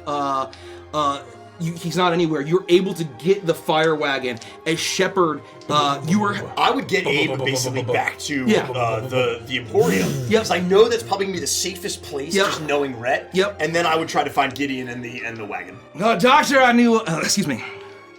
Fucking Red Indigo. I knew I should have found you here. As he sees you at the from the store, all going to the hardware. It says, I suppose we should. Fan out, hand out buckets, save this fucking town. I gotta go find Gid. He was on his way to the jailhouse, which means he's gonna be close to the fire wagon. If you can work with John and start passing out buckets, we can keep putting out the fire. All right? Well, he's coughing. To think I would be the fucking savior here, and right after Slippery Dave took a shotgun to the chest. That is the fucking devil's luck. As I'm sorry to hear that. As you realize that one of the bodies that you passed was Slippery Dave, as you are able to all fan out, the Gonzas are able to reconvene. We reconvene at the church. And because of a 1, because there was still a 1, that was the church. As you are able to all arrive with both of your powers, Quibly's able to use his sneakery and thieving to find a second-story entrance. And with Portia's help, you're able to work together to once again blast out the door. As there's a good number of parishioners who have come to pray. As you hear the blistering sermon of Reverend Brand, who's not trying to help at all, but basically just giving this sermon about how it is the wickedness that we've all brought this on ourselves. And you hear, doom has come to Eden, and we have brought it upon ourselves. The colossi rise. The first doom shall be the last doom, and annihilation is surely here. It is the wickedness of these hills, the wickedness of ascension, technology, of magic, of foul degeneracy. Look at his coming here. As you at the same time, we both go, will you shut up? And you're able to knock him out. Portia's able to grab a frying pan, and with a psychic frying pan, knock him out. He falls to the ground, and you're able to blast out and save the town. As you all work together, rally the town with water and buckets and your various things. Is there anything else you'd like to do as you save the town of Eden? May I add a cast iron pan to my Absolutely. inventory? I thought we had already talked about that, but yeah. I may don't have think we ever forgotten put it. one on there, but I like There was supposed to be one. Yeah, I forgot to That's add okay. it. Yeah, basically, I would make sure that I would take a quick look at the fire wagon, maybe make quick adjustments so that others can use the hoses on it, Yeah. and then Hank and I, with our floods, would go around and try to put out as much fire as possible. For the buildings that are too far gone, we might let them burn down, but at least start building a perimeter with the shop as kind of the nexus point, like fighting the fire away. Yeah. And maybe trying to spread the word once folks are done to like get towards the Emporium.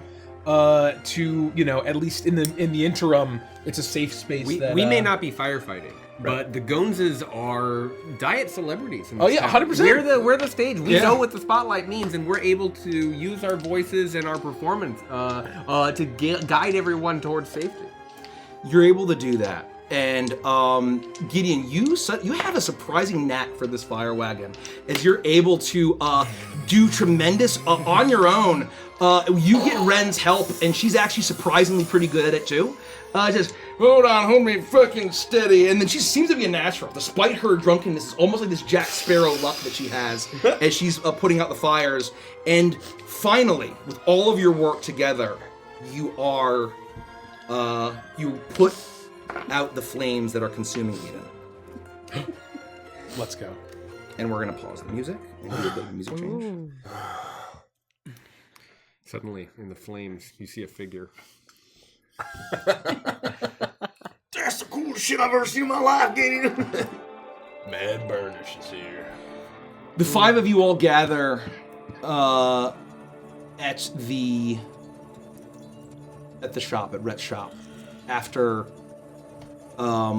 perhaps having some parting words with the folks you had saved.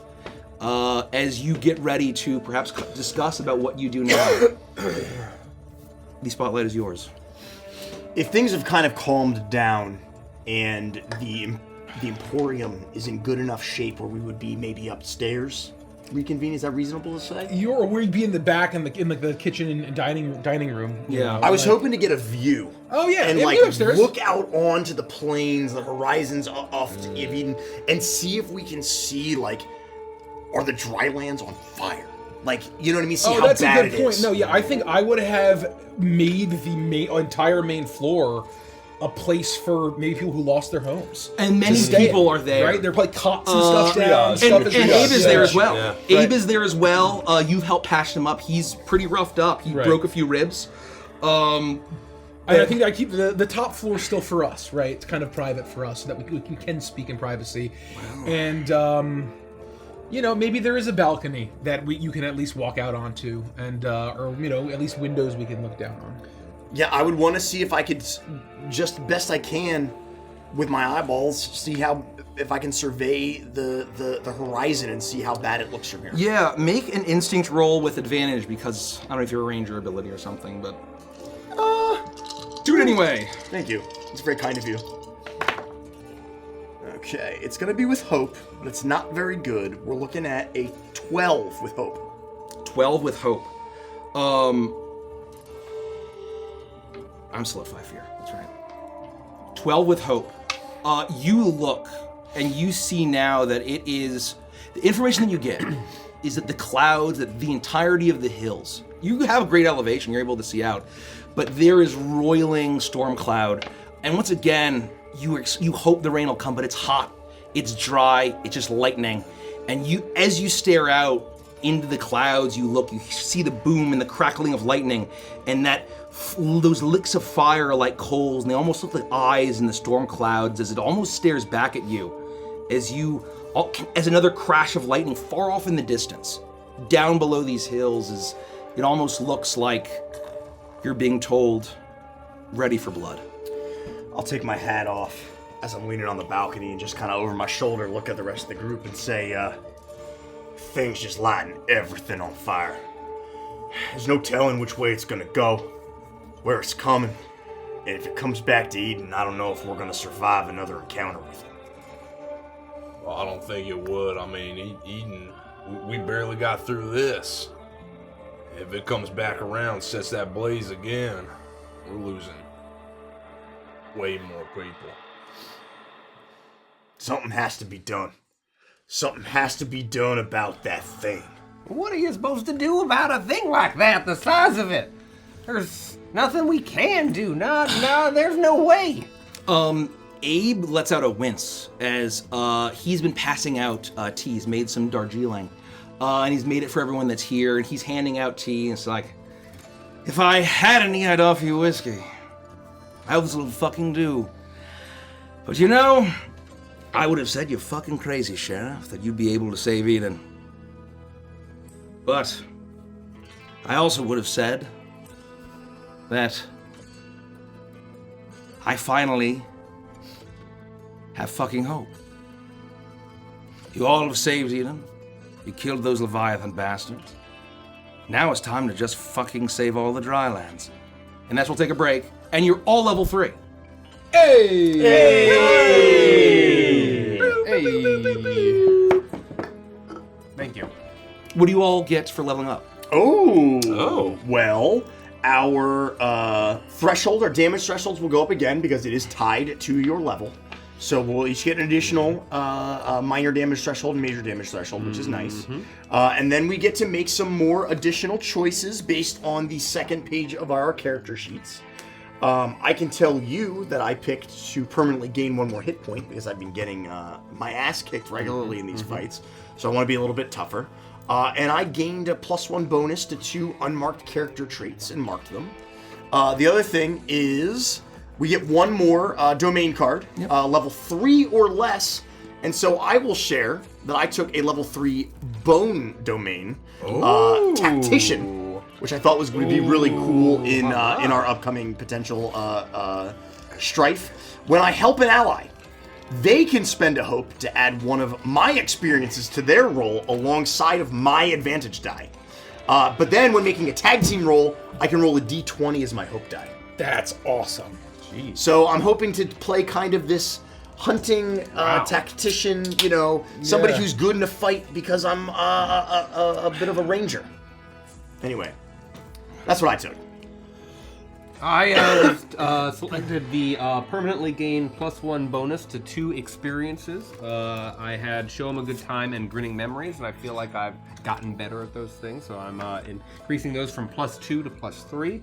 Additionally, I also get to choose a card, and I chose a level 3 ability from the Midnight variety, Chokehold, which I'll briefly read. When you position yourself behind a creature who's about your size, you can mark a stress to pull them into a chokehold, making them temporarily vulnerable. Nice. When a creature attacks a target who is vulnerable in this way, they deal an extra 2d6 damage. Oh, wow. That's awesome. Huge. It felt very lasso-y. Yeah. And I enjoy the other benefits that Andy described.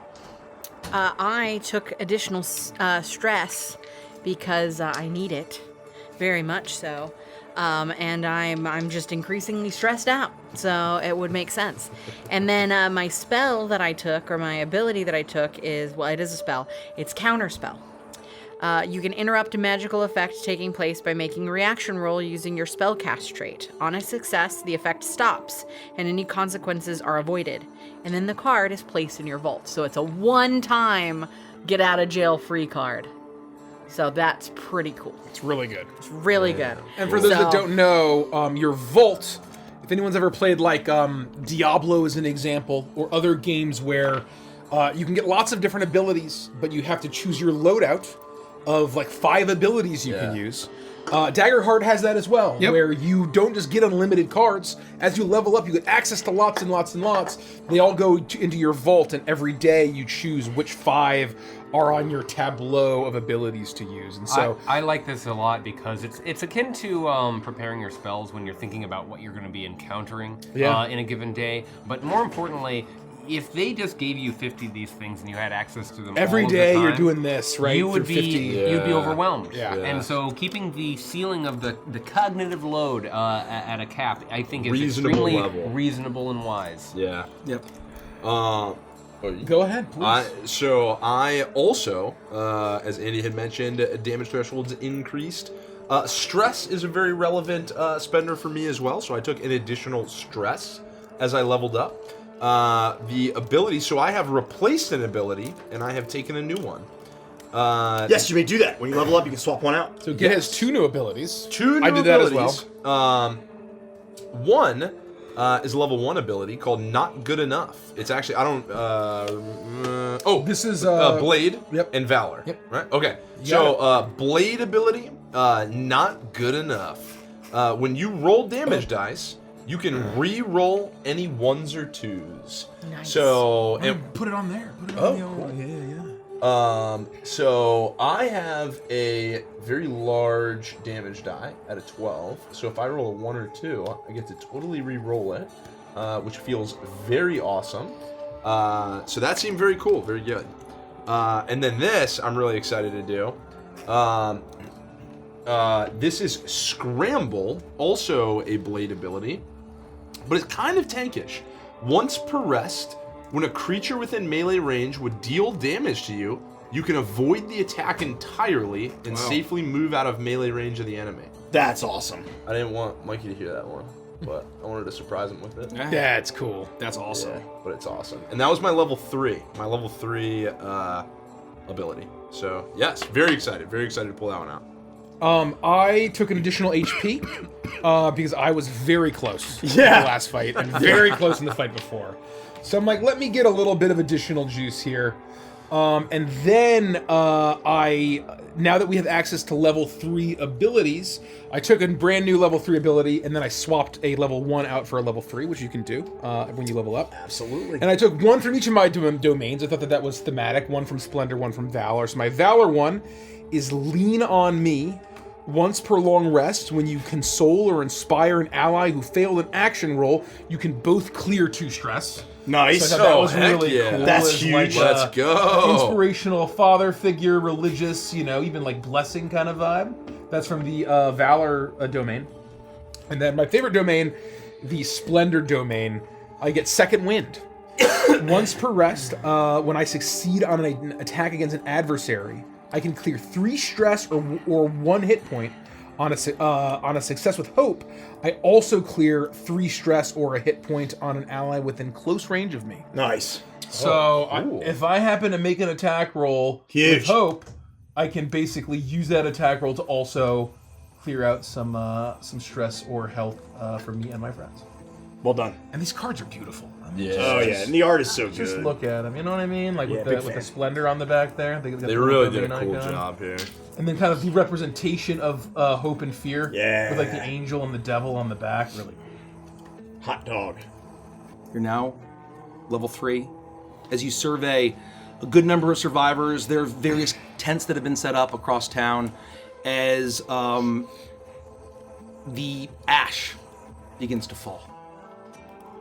And as you look up through the windows, it almost looks like it's snowing. But now that the blazes have been put out, the drifting of ash, and it does feel like the end times are here. What do you all do? I mean, the stories say that Godfell Mountain is the key to this. And based on the storms, I think maybe that's where it's going. But who knows? I mean, if this is the beginning of the end times, I don't know if we can stop it. Abe, you mentioned having hope. Gideon and I, this town, Rett, even you, saved us. Now it's our time to save Eden. That's right, Shepard. No matter what happens, By the fucking gods. if it's the last breath I take, it'll be defending this town. Now I've become as sappy as you are, Sheriff. I can't believe I'm here breaking bread. The good doctor's shop, welcome among your flock. With my joint burned fucking down, and this place pristine. Perhaps it's the gods above, the new, perhaps the old, in the fucking ground, making some sort of statement. But perhaps you're right. I think that my usefulness has perhaps run out. My joint's fucking done. And it seemed as if our dear mayor was consumed in the blaze. He Fucking wasn't the only one. Hotel went up in smoke like a fucking matchbox. May you rest in peace. A lot of fucking people in that conflagration.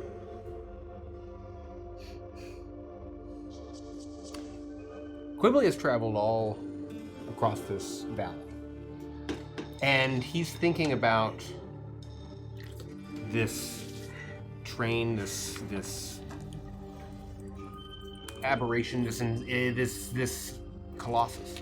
And as it's traveling through where he may have roamed, we might not have the best sight of where he's going. We can barely see, I understand, the storm as it's getting farther and farther away from us. But I would love to try to tap the fungal network once again.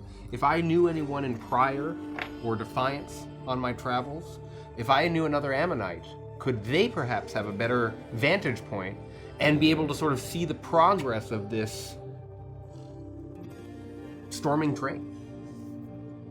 You think, and you are from the relative big city, quote unquote, of Wyland's Gulch. That's right. The biggest city in the Drylands. Big city. And you remember that there was a fungal buddy that you had, Gioeppi Porcini. That he was aiming to try to become a microgram engineer. You're not sure you left well before. You could have you left well before that you knew whether he made it, but you know that was his dream.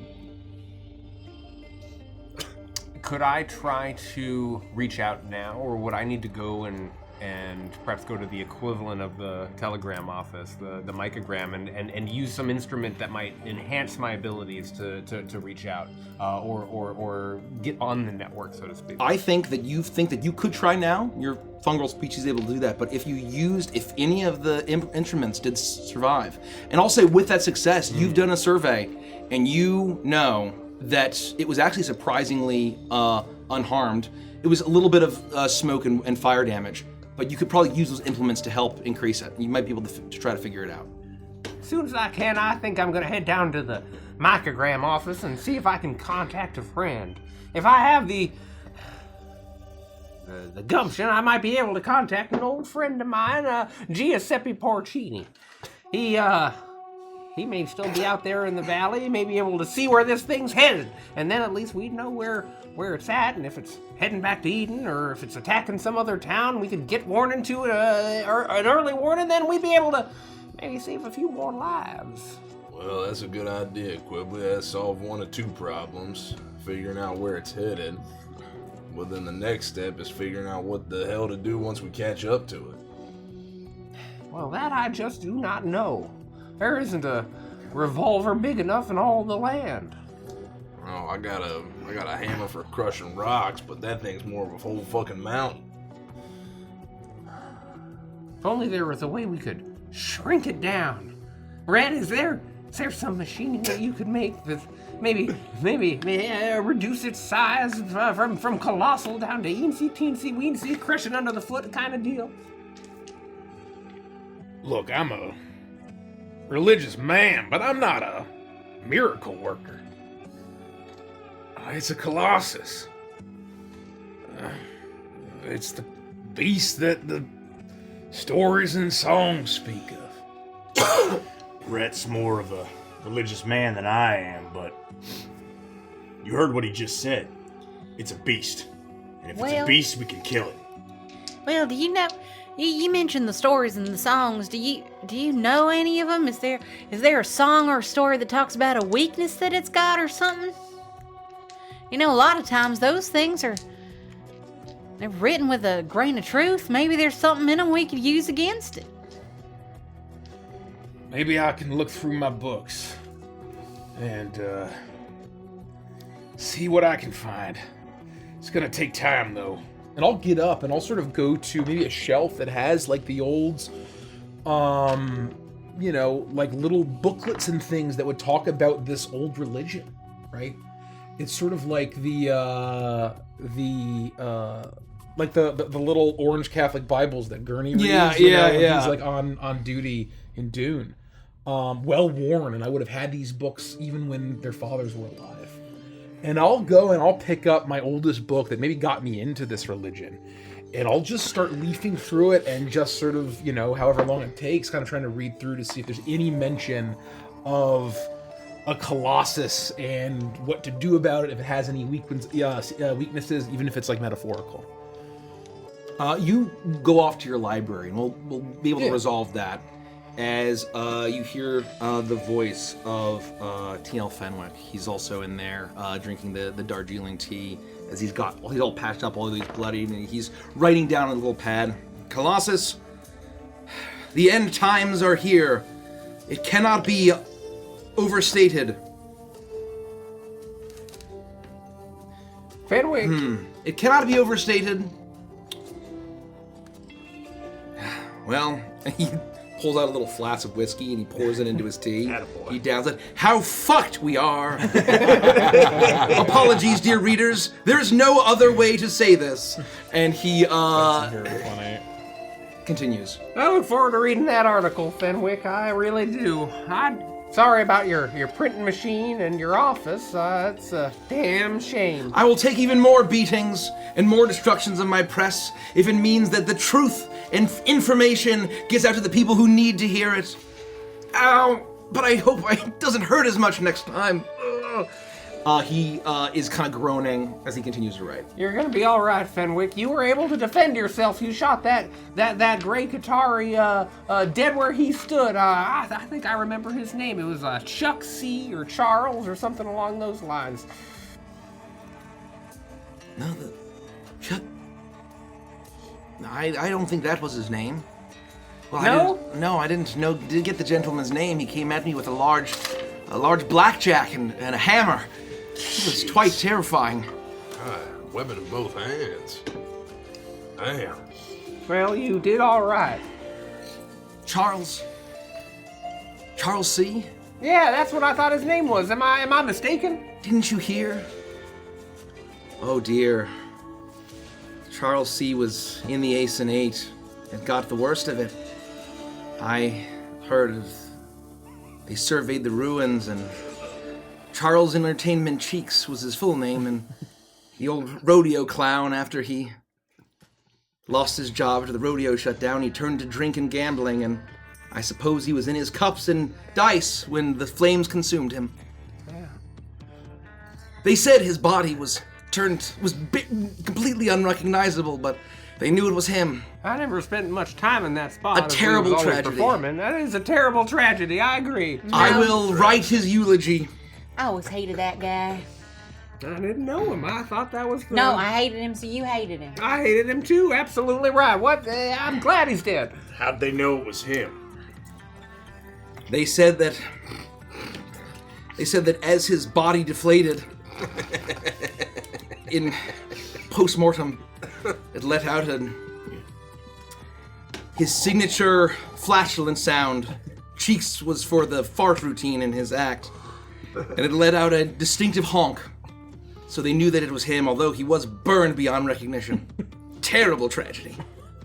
I shall write his eulogy, along with our dear mayor and everyone else who've lost their lives at the beginning of the end. Oh dear. Are we talking about this is the same guy that people just called Chuck the Drunk? Well, perhaps most people in town. It's very rude to call people a moniker that they don't care for. Well, sometimes Doctor, I would expect more from you. Sometimes he was just called Chunk when he had too much to drink. And up came the chunks. Yes, that's what you used to say. And I think Chunk's back in the alleyway again. Oh, yeah. I feel like I know everyone in this town. When this isn't ringing a bell at all. Oh dear. I suppose our poker game is down to 2. You used to play poker with Chunk? You're sleeping on the couch. Can't believe he you do always that. stunk up the room something awful and fierce. I said I didn't know him. I can't believe Well, you don't remember. apparently you was lying to me, weren't you? I would like to use my deaf deceiver hope. I send a hope to lie to my wife. That's what it says here on the card. Oh dear. And he was a good friend. He ends the eulogy. Rett, we got anything harder than this tea? I think I'm gonna need a little something extra. Yeah, it's been a day. I think I might have something stashed. And I'll just try to find any old bottles of whiskey that may have been stashed around the shop and bring them to where we're gathering. Maybe under the floorboards. I need you to make a knowledge roll. It's pretty good. It's going to be a 24 with fear. A 24 with fear. Oh, I'll take the fear. Yeah, you will. Oh, God. You find a book of old lore that you had thought was, that you had believed. You know that there's debate about the old gods, the forgotten gods. That some believe that they're all evil, some believe that they're all good. But you've heard tales of the first doom, and you find this book that seems to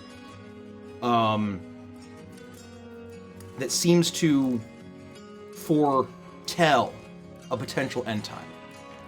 And I feel like you could take some time as you also find your secret stash. Because you know with Gideon living with you that you had to have a personal stash. I did, 100%. Yeah, 1,000,000%. And you are able to pull out your personal Under the stash. floorboards. And I would say that you keep a whole crate, so probably about 12 bottles of rye whiskey, your preferred favorite. That's right. And you see on the label it says Rhapsody Rye, and you take a good look at it, and you start handing out bottles as you arrive back with this book. I'll sit down, I'll drop the crate on the table. Dig in. I'll settle down. I'd help you pour. Grab the glasses, clink. We'd be basically right from the bottle. I mean, this is like the end times. So fuck it, right? I will consider for this just what the doctor fucking ordered. Thanks, Thank honey. you. I believe they called this treatment. Cheers. Cheers.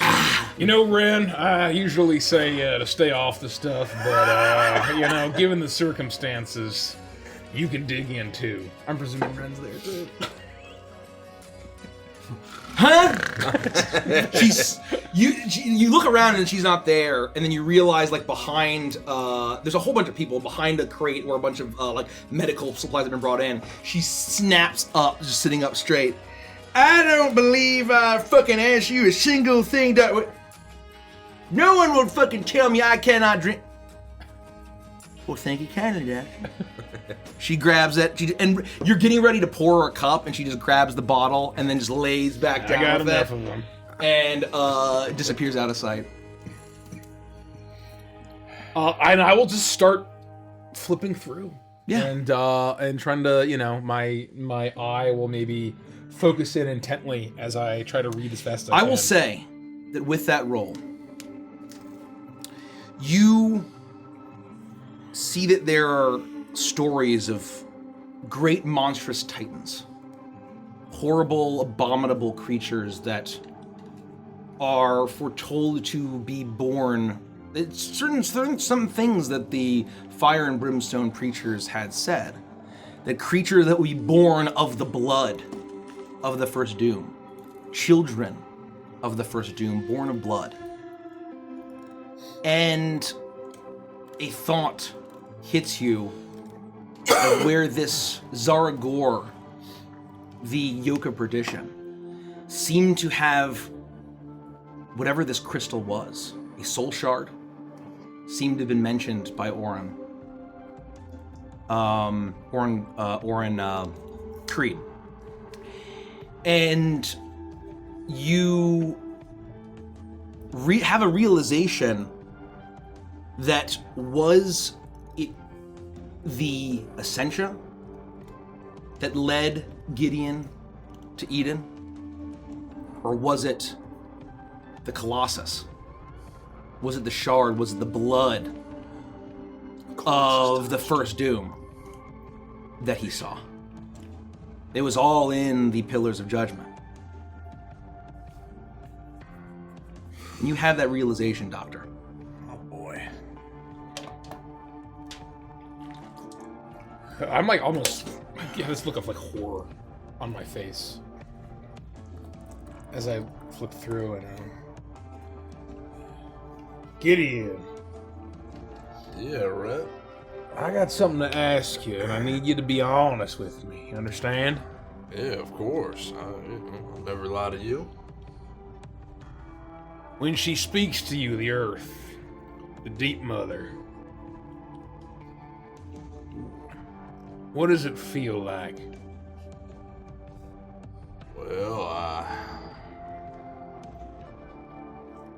it's hard to kind of put it to words, you know? I mean, something just kind of comes over me, a vision.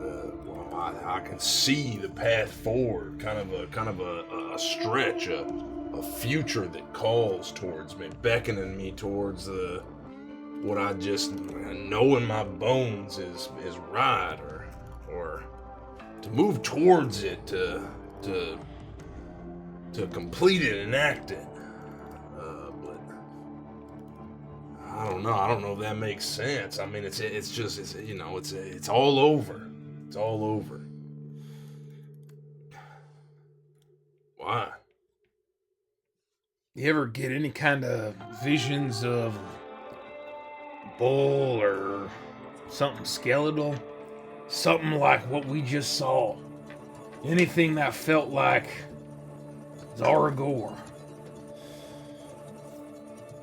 Would I have ever received any visions? Make a knowledge check. At advantage.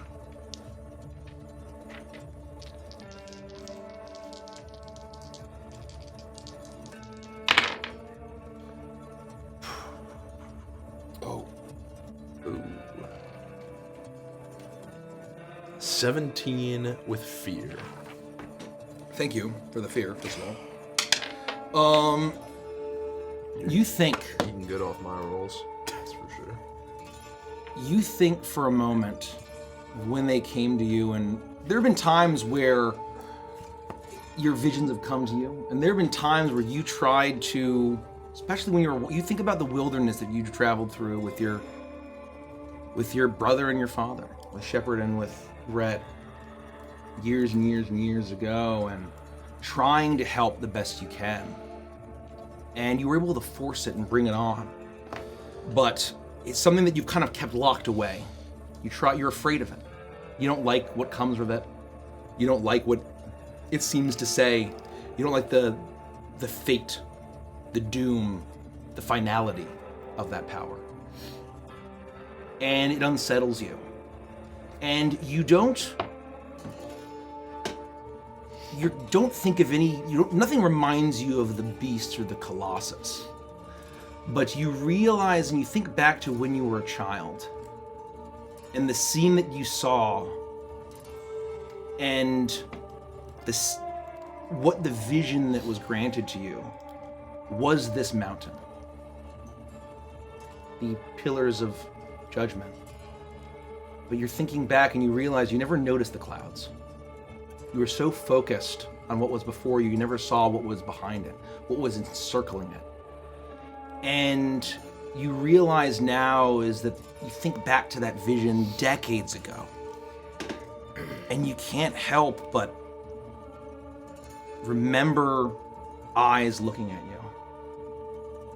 Eyes aflame like embers and the silhouette of horns outlined by crackles of red lightning. And you realize now that it was right in front of you the entire time. That the warning of this coming storm was there from when you were a boy.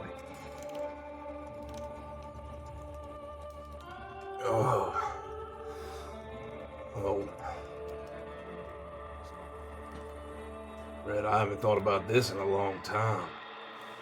I mean, it was right after everything happened. We were so desperate, all those people in the Drylands, nowhere to go. I just wanted to help. I wanted to be able to do something to, play my part and just help out. And I was just so desperate. We were desperate. Everything seemed so hopeless. And then it came over me, and I hated the feeling at first. It was a strange sensation. But even from then, even when we found here, you always said it was the Deep Mother. She spoke through me. I communed with the earth. It felt strange, but you always maintained it was a good thing. So I always assumed that's what was happening, and if anybody would know, it would be you. I didn't know enough to think different of it, but now that you ask, now that I think back on it,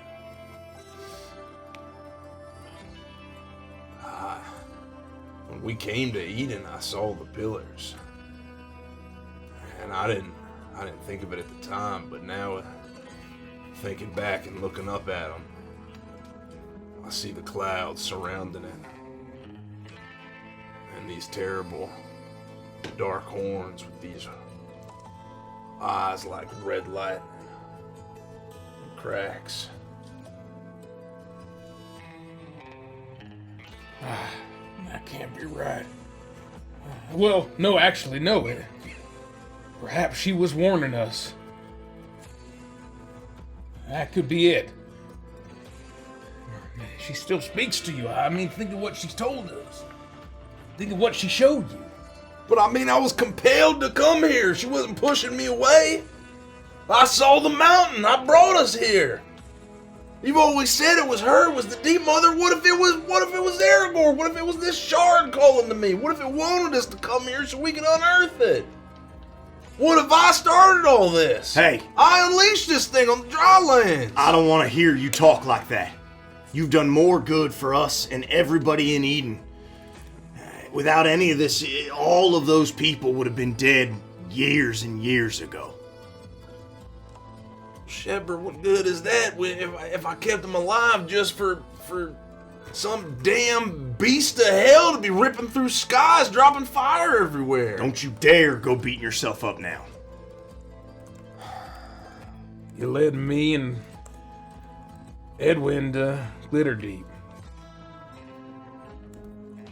And she told you where to dig. And she gave you that feeling about that place deep below. Maybe it was a warning, but if it was a warning, why bring us right here?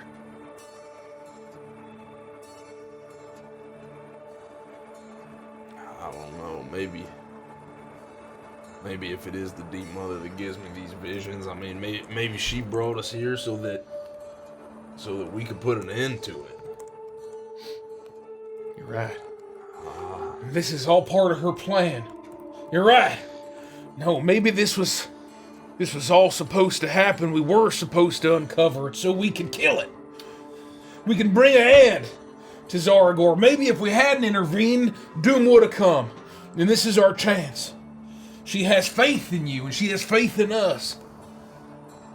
I believe she speaks these still. I believe she works through my inventions and through my hand. She's still here with us. I'll drink to that. Do I get a sense of, like, any kind of weakness, or do we just think that we can kill this thing with enough firepower, with enough technology, maybe? I will say, keeping that roll. And actually, it would have been 5 higher than 29. If it With 29. Because presuming I can use my lore-born You can. background. Yeah. So that would be 29. 29.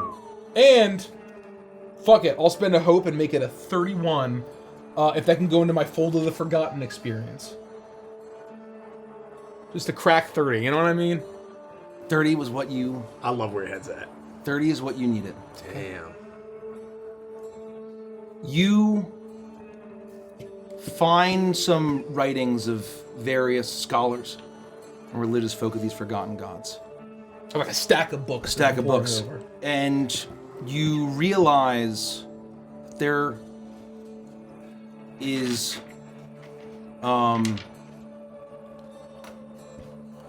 the author of Madrick Munston, who seems to be accurately right of everything that you've accurately, shockingly accurate of everything that has been told, and you're able to focus on those writings, and you look in, and it says that each of these abominations has a title. A title that's meant to be a moniker of fear, an importance of doom, of majesty, of awe-inspiring apocalypse. But it is their terror. It is their will upon the land, but it is also their weakness. Whoa. The first doom, he purports, is that although Kudamant was the first doom, it shall be his first doom. So something you realize now is that it's this scholar seems to be correct, that it's the moniker, it's the title that contains the weakness. This is saying here, if this man is correct, that the yoke of perdition is tied to his weakness in some way. But how? I mean, a yoke. A yoke of sin, perhaps the sin of its actions weigh it down and trap it like a yoke. The punishment and damnation that is the meaning of perdition. I don't know what it means. Well, Rett, I wish we could be more help, but this is beyond me. Yeah, I was really hoping you just were gonna say all we had to do was hit it real hard. And when Gideon says that, you realize that he isn't entirely wrong. You think about what Shepard said, that it's a beast. It can be killed. And what it is of is its weakness. You know that it was spawned from the blood of Kudamant, its alleged father. spawn from the mountain, spawn from the Pillars of Judgment. And you think about all of that essentia from its peak that had been so distant and unreachable before. But as it came crashing all around you, it hummed and glowed with this fearsome, almost divine wrath as it crashed around you, far more than any essentia you've utilized before in your long and accomplished career. Because the pillars themselves are like these jagged, like almost columns. Yeah, columns, and then basically they had these like big cube things on them, basically super angular, strangely geometric chunks of ascension. Yeah, you realize that might also be the trick. All of it. His tomb, where he lied, the pillars. It was an essentia unlike I've ever seen. Wait, you're saying there's something different about that essentia? I mean, if essentia is the blood of the gods, and these colossi, or this colossus at least, is tied to the first doom, which is one of the forgotten gods. Maybe it's his blood, and this essentia made it special in some way. And maybe that's why this place is so special. Because maybe something about that blood, that essentia, might be even more powerful than what I know. I think we need to go back out there. We need to collect as much of it as we can. And I think maybe I can use it to empower our weapons and to create technology to bring this thing down. Oh. You think you can make ascension-powered super weapons? I think I can. Badass. Well, I'm in. Yeah. Hell. We're gonna need some kind of gear to get to it and get on it, and perhaps yoke. Perhaps you wear a yoke around your neck. Perhaps its neck is its weak point. The nape of the neck. Where the weight of perdition rests. Well, I mean, targeting something like that's gonna be hard from the ground. And we saw how big it was. So you're suggesting we get on top of the thing? Well, maybe if we can give it enough of a problem from the ground, we can bring it to us. If it lands, if it charges us, heck, if it'll stand on the ground, we can get up on it. Not easily, but we're gonna we need a can way try. to get up on it. And a simple rope won't do. I mean, you may be able to have an edge on the rest of us, but we're all gonna need a way to climb that thing and to bring it down. Yeah. Maybe this is my penance. Is figuring out a way, inventing a way to fucking do it. You know, this all sounds awfully familiar. Well, to Portia and I. What do you mean? Intercepting something that's moving at high speed, jumping up on it and finding its weak points. It's nothing more than a stagecoach robbery we're talking about. If you get right down to it. I thought you were talking about something else and I was about to shut you up. I'm just saying. If we think about it like this, we break it down into stages. We can catch it, get on top of it. Yep. And if you're right about its weak point, being somewhere around the shoulders or something, maybe we can bring it down. So what you're saying is, if we have the weapons and we have the gear, we're gonna need something to ride. Yeah, even if we get right up in front of it, it's gonna be moving like a son of a bitch. And we're gonna need to be able to keep up with it at least for a little while we hoist ourselves. Quibly and I are really fast, but we ain't that fast. That's right. Well, I know Shepard has his horse. Do y'all have something like that? Oh, do we have something like that? Oh, dude. Yeah. We all start nervous. Oh, you don't worry about us. Yeah, we got you covered. We've done this before. We have our dear beloved Roadrunner Meep. Y'all have a giant roadrunner. Well, we got a Roadrunner. Was the smallest of the bunch, doesn't like Quibly much. No, he bites me. That's why I sit in the sidecar. Your Roadrunner has a sidecar? Well, we But had yeah, to... if we put Quibly on the back, it spends all its time trying to bite him, He and just we runs can't in go circles, anywhere. nipping at me.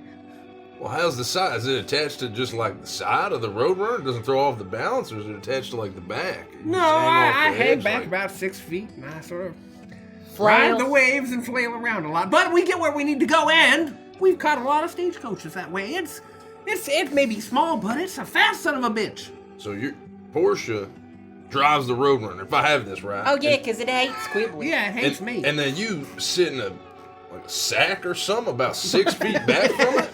That's not a sidecar, son. It's not a sack. I would die if it was a sack. Well, that's what I'm worried It's got about. wheels you, and Quibly. everything. Quibs, it don't got wheels. Don't lie to him. To be fair, if it was a It's sack, alright, it would look. explain everything about Quibly. I'll tell you, it ain't a sack and it ain't really a car. It's much more like a woven bathroom. But it's got little holes for his feet.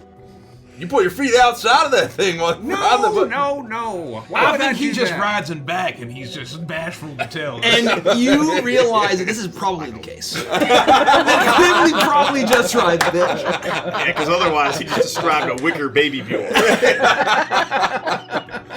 You're not sure if you're right, but it feels correct. No, I strap him to my back. He rides on my back.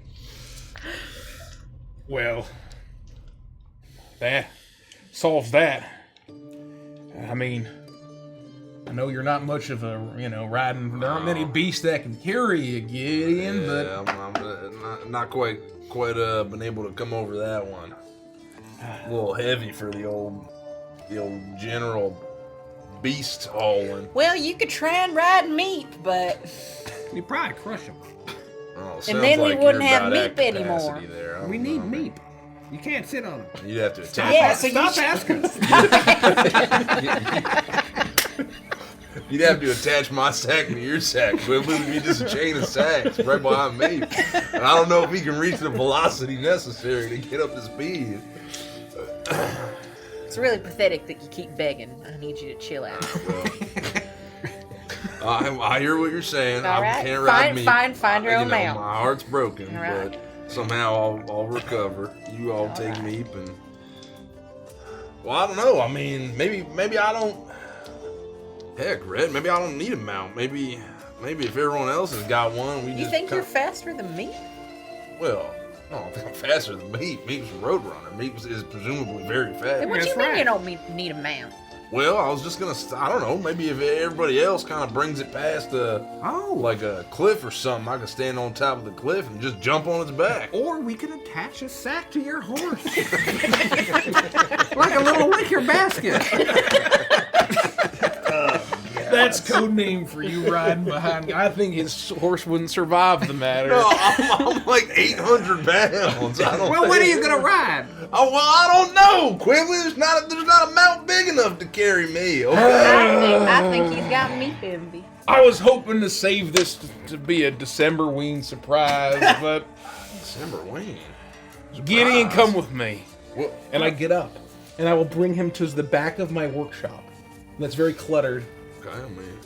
And you see all sorts of stuff. It's cluttered. I move some stuff out of the way. Do you follow? Yeah, oh, absolutely. If you press a button and a Batmobile suddenly rotates. The library wall. Let's just wait and see here, Quibly. I'm waiting.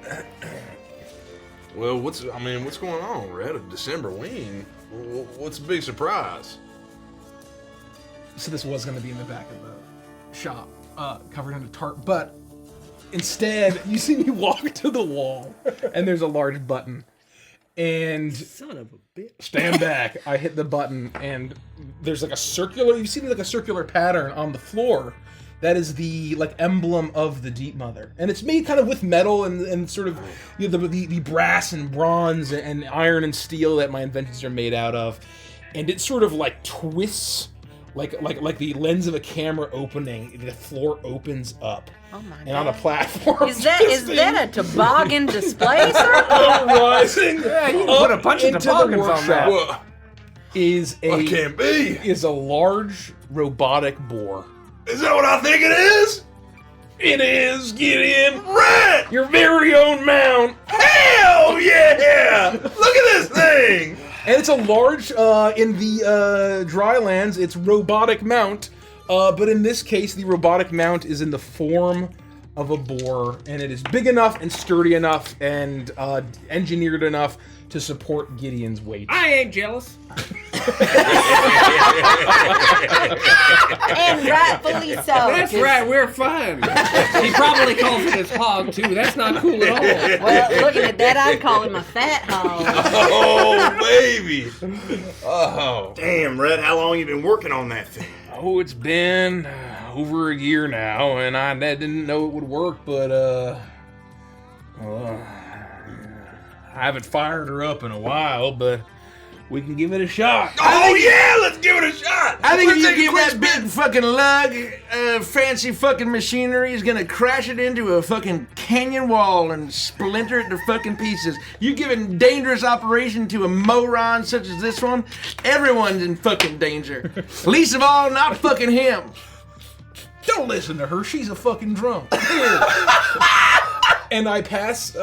Here's the ignition device. It's just like a key. It's just like a motorcycle key. I should have left you in that jail, Ren. The only problem is the fire got to you would have exploded all that liquor in you. And it has like a saddle shape that you'd be able to straddle, and it's sort of built for your size.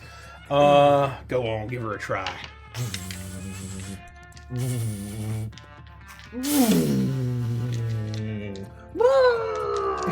It lets out a squeal.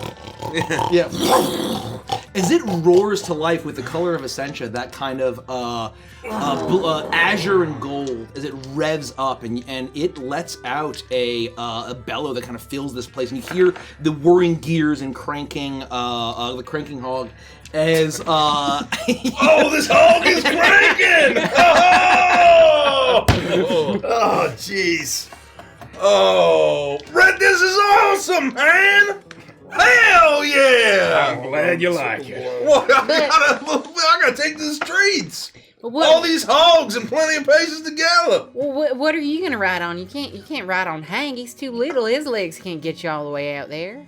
Well, I figured I was too old to go riding. I was hoping you'd finally be able to go riding with your brother, but that seems like a younger man's game. But when Quibly said sidecar, it got me thinking. I think I might be able to fashion something You here. want to ride on Meep with us? No offense, but no, I think I'm all right. I think I could fashion a mechanical sidecar to match the stride, galloping speed of the boar here. Oh, if you do that, Quibly is gonna be so jealous. Quibly, would you be jealous of that? Absolutely not. That's what I thought. Just don't go over any large rocks. An insight check is, what's that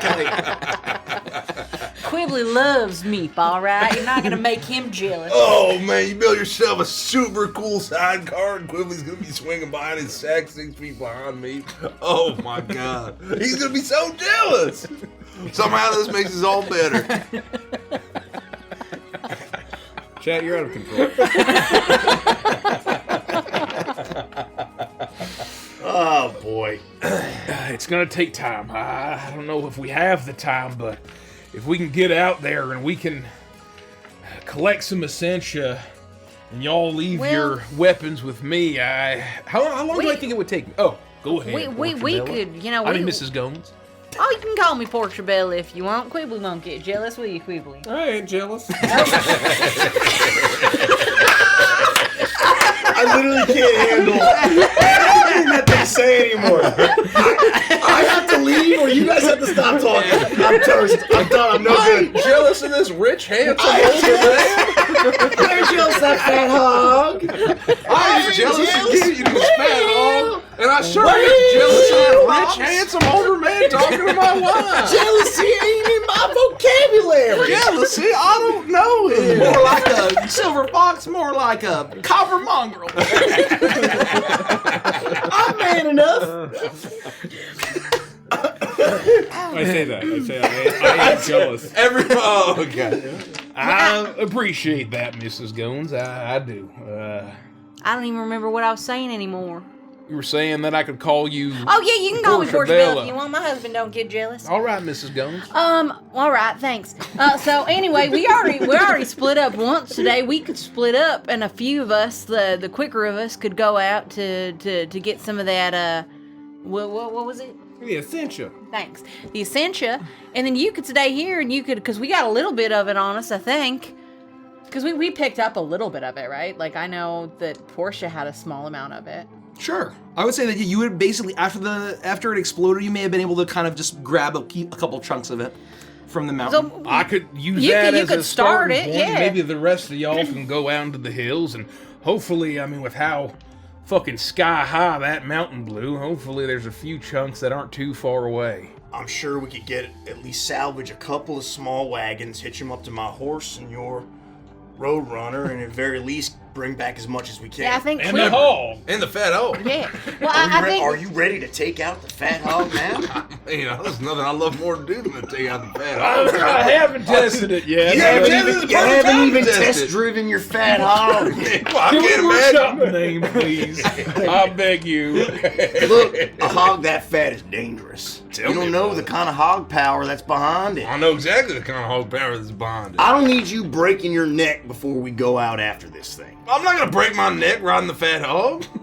Just be you mean careful. cranking the fat hog. Cranking the fat hog, riding the fat I hog, just any need you kind to of. promise me you're gonna be safe riding that fat hog. Well, I know that I could promise. Ma, what's a fat hog? Fat hog, Oh, fat the hog. school children are here. Yeah, several of the school children are there as they start spinning around in circles saying fat hog, as their parents try to shush them. They don't understand and they just keep saying it more. Well, we could leave Rett here to do what he needs to do with the essential we already collected, and then the three of us could go out and get the rest. Quibly, you should probably stay. I know you had that Charlie horse from earlier. I could draw you a bath, and you could relax and read some of that. I'm novel going. you like. I'm doing just fine. Are you sure? I would be You happy had- to help. I want to make sure that we're going to save lives. Maybe Portia. you could pass out tea around here. Yeah, you had a bit of a tickle in your throat earlier. You might be getting sick. I don't understand what is happening. Don't worry, Quibble. We'll take good care of your wife.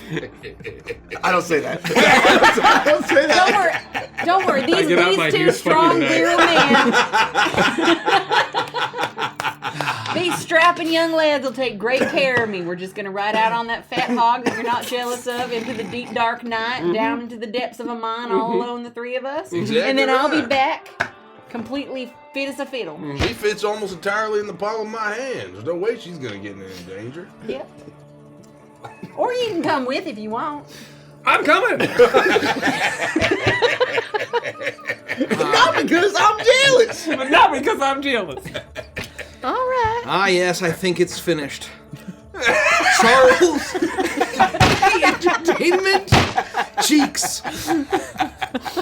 Fantastic fool of flatulence and fantasia. Oh, God. He will be remembered fondly. Or as the kids say, rip bozo. Ribbozo, Ribbozo! Rest in piss. That's just disrespectful. What's wrong with the youth of Mommy, today? Ribbozo, Ribbozo! You think he pissed himself before he died? I mean, look at the reason he's drunk. Wow, but I mean, It is said he got one last honk in before he left his mortal coil. He will be buried with full honors in case there is resurrection of the flesh. May his memory live on in all of our laughter and as we pass gas. Amen, good friend. He still owes me 50 gold pieces. I don't think you're gonna get it. Well, That's at least 5 handfuls, ain't it? So just to How about- clarify- oh. No, I was going to say, so just to clarify, the plan is we're taking what mounts we have, we're going to salvage some kind of wagon structure where we can bring back a large amount of this particular essential that you're looking for. Yeah, at least enough for me to start working with it.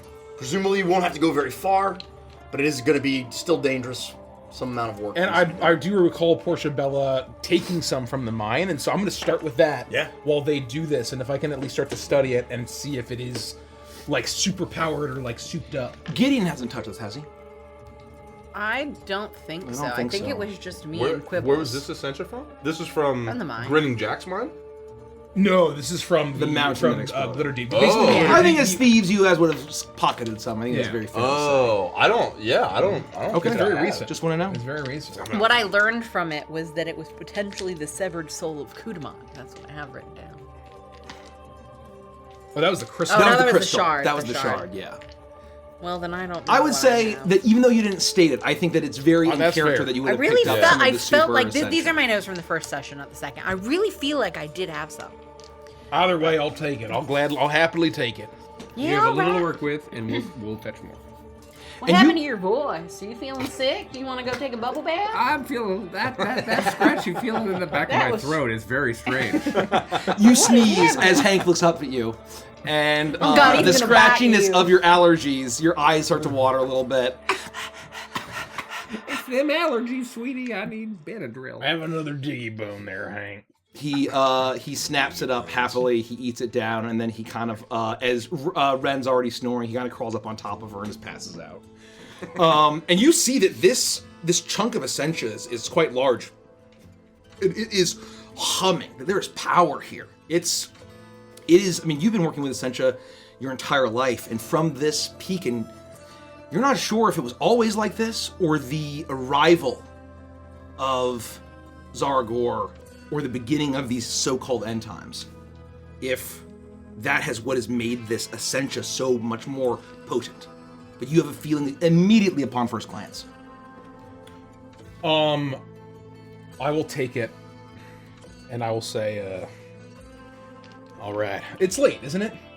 Oh yeah, no, it's By late. now Oh it's- yeah, yeah, by now probably it's been is very late. late. All right. Before we do anything else, I think we need some rest. Let's get a good night's sleep, and we can get started on this in the morning. You can take. How about the razor tusk? It's better than I was going to call it the Zeragon. I mean, that works too. No, good. we're That's pretty workshopping. good. We're workshopping. Anyway, sleep on it. You call it what you want, Gideon. It's yours. Well, thanks, Rett. I mean, I didn't think I'd ever be able to ride. This is amazing. Thank you. You're welcome. And Shepard, don't worry. Your December Ween present will be similarly as impressive. I didn't even think about it. Don't worry about it, Rett. I appreciate it. I don't like surprises. What are you getting for me and Quibly? To be determined. Well, I'll take mine right now as well. The entirety of my fucking torso is one gigantic fucking throb. Anything for the pain, Doctor. A good night's sleep. I'll get the usual. All right, don't stay up too late. I'm starting to think he didn't get us a December Ween present. That is very rude of him. It's like July. I was gonna make an in-universe joke that December Ween wasn't for 18 months to really confuse everybody about the in-world Daggerheart time frames. I'm gonna get up and I'm just gonna sort of start to get medicine, tend to people, make sure everyone's okay, and I might like jot some notes down and start designing the sidecar before I get to bed. Okay, you do that. I am maxed out on hope. So whenever it comes to this long rest, if we're getting a long rest, I am certainly not going to prepare. I have an issue though, because I need to repair my armor, I need to full heal, and I need to full heal stress. I definitely have to choose stress for one of them, and I'll have to decide on the other two and see if we have multiple long rests before this thing happens, because my armor's pretty banged up. It does say in the rules of Daggerheart that I have to describe to you what I'm doing to relieve the stress. Do we have time for a torrid love affair with an Alma style character? Can we go down that deep line? Do we have enough episodes? 11:45. I think we could fast forward through that. You go. You know that there is. You go a walk. You can take a walk. And Quibly joins you on this walk. Oh. That's not what I expected. Because Quibly was going to go into Sporsky's office. I didn't forget. I would accompany him for that. To Yeah. make sure that he gets there safely, because I know that poor Portia would be so worried about him. You gonna leave right now? I gotta go. We have to find out where this beast is. Well, I'm really stressed. I know you are. So why don't you go clear all stress and then prepare, and I'll be back in a jiffy. And you want me to do that by myself? I can get you your modeling, if that'll do the trick. All right. I actually think it would be de-stressing for me to help to survey the state of the town Yeah. and Yeah. check on people Yeah. while I accompany Quibly to where he needs to go. A quick question. Yeah. Would Portia think that maybe her blood could help Rett with what he's doing, knowing that she's got this, like, explosive magic inside of her? Why don't you make a knowledge roll at advantage? I'm going to fish for a fear here, folks. Oh, God.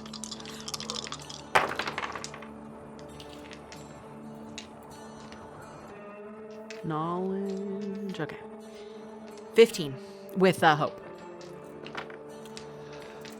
You suddenly get an idea, and the memories that kind of come back of it's you as you face this crystal, the memories that have kind of been coming back to you of being born, being removed from your parents very young, and kind of being studied by a handful of folk that you just thought were from the big city. And you thought that they were just kind of keeping you down here to help them mine. And you realize now that there was something about the nature of your birth or just who you were that has granted you this power, and you think it might be inherent in your blood. And you think it's absolutely worthwhile to offer to Rett. Perfect. So I will table that for their scene. Yeah. But then when I meet up with Rett to get the modeling. Yeah. You all arrive outside of the Drylands Microgram Company office. And it's surprisingly, it's a little bit charred, but it's surprisingly well maintained, despite the chaos from earlier. And you're easily able to enter, and you find his implements, and you feel like you get a sense of how he does it, kind of some things that kind of help plug up into your mushroom cap. Okay. He has this little special microgram hat that you try to put on, and you can't do it. In the end, I pull the It's not working. Stop doing the it. wires out of it, and I just hold both ends. And that's exactly right. It was made for him, but now you feel like you can hold it, and you feel like you can do it. Now, normally I would make an instinct roll, and I would have to beat the. I would have to beat 12. However, you do advantage because you have the tools. That's what I was going to ask. Is Yep. how we would do that. He's got spore bro. All right. That's pretty good. I appreciated that. That is very funny. 17 with fear. Okay. I'll take the fear. Spory, bro.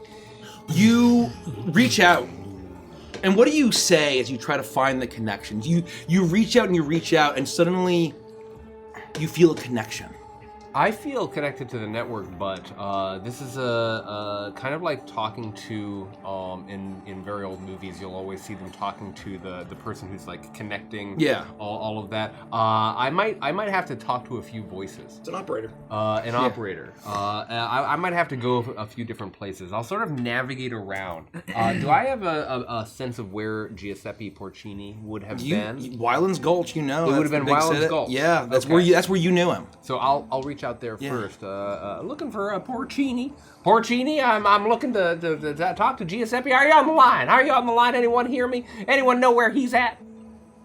And you hear a voice. Drylands, a microgram company. Where can I direct your message? Gioeppi, it's your old friend Quibly.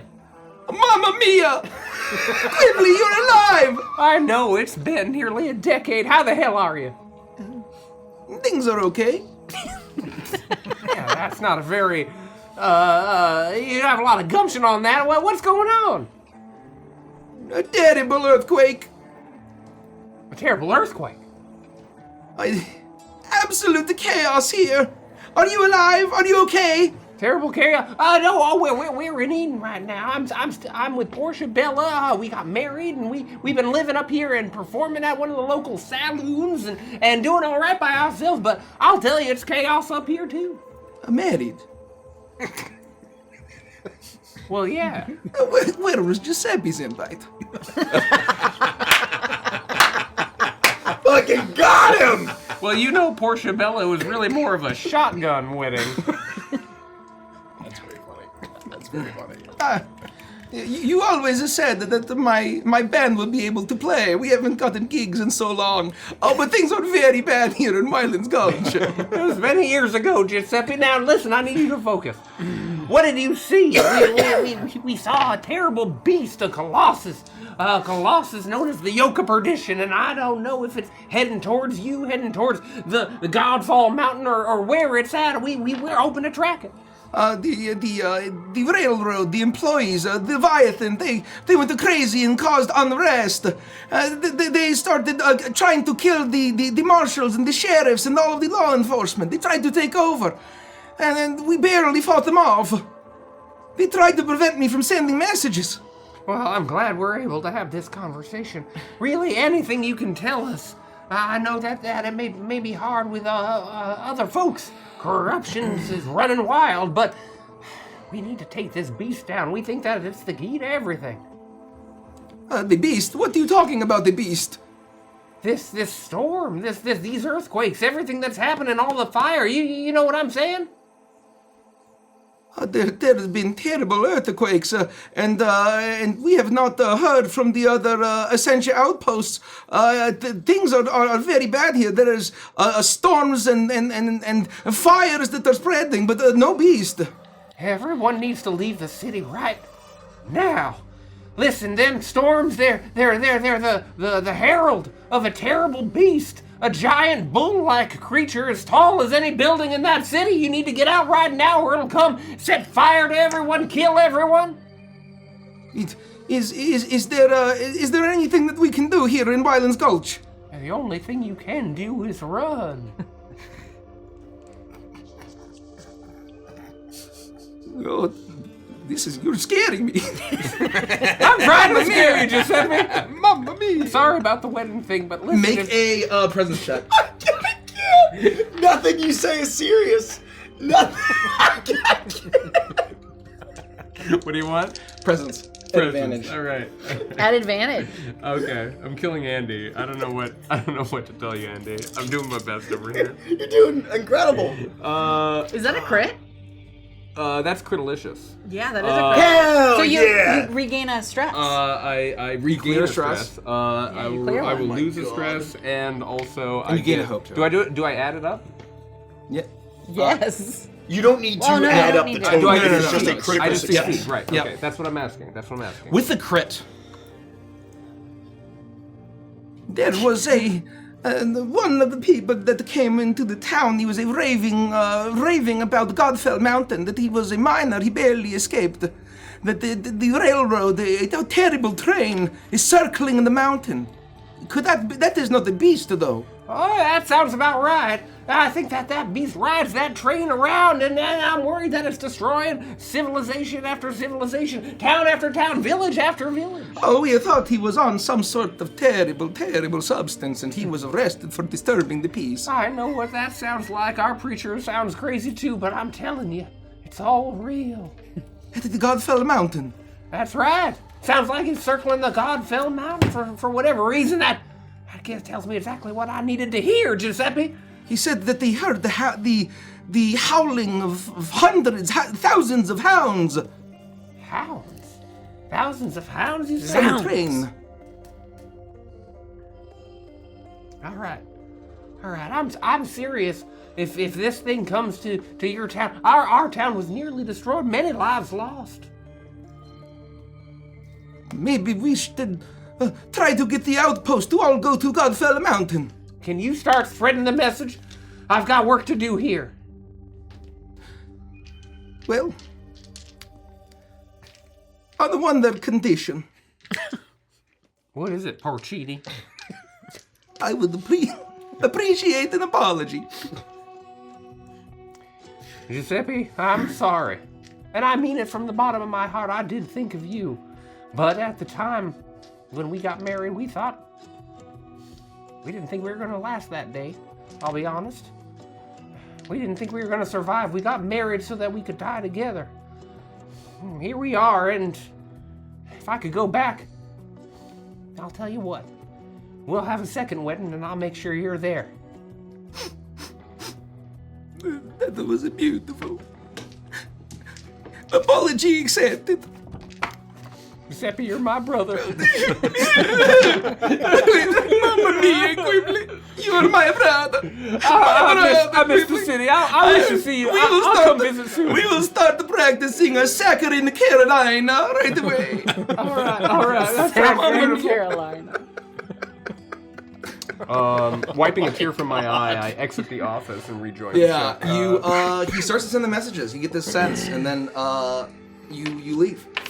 The whole time, I was just standing in the doorway of the telegraph, the micrograph company, with my rifle between my folded arms, like you see, and I'm just like posted up, letting him do his thing while I keep an eye on the thoroughfare. And when he's done, I will escort him back. Presumably, you tell me everything that happened. I don't share the details about the apology. No, of course not. No, I gave you your space. I gave you your privacy.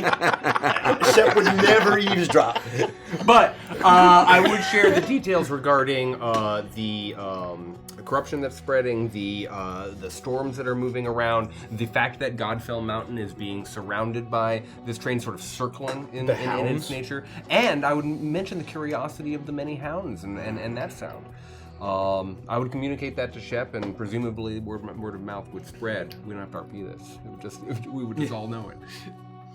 You do that, and you realize that you and Quibly Shepherd are working pretty well together as you kind of make your way through the town, checking up on people. And despite the horrors, there's been a great number of lives lost, but it could have been far worse. If it wasn't for the leadership that you all had in kind of saving some key leaders of the town, taking charge, getting Rett's flood device, Gideon taking the fire wagon that he utilized so well, many, many, many more lives would have been lost to the fire. And there is life coming back, even on the same night where this horrible apocalypse had started. You all arrive back. Is there anything else you'll do before you go to sleep? Well, I'd like to meet up with Rett and potentially let him engage in some bloodletting. You do that. Rett, do you have a private place we could go? Oh, I think my husband's out there being successful. I'm proud of you, Quibby.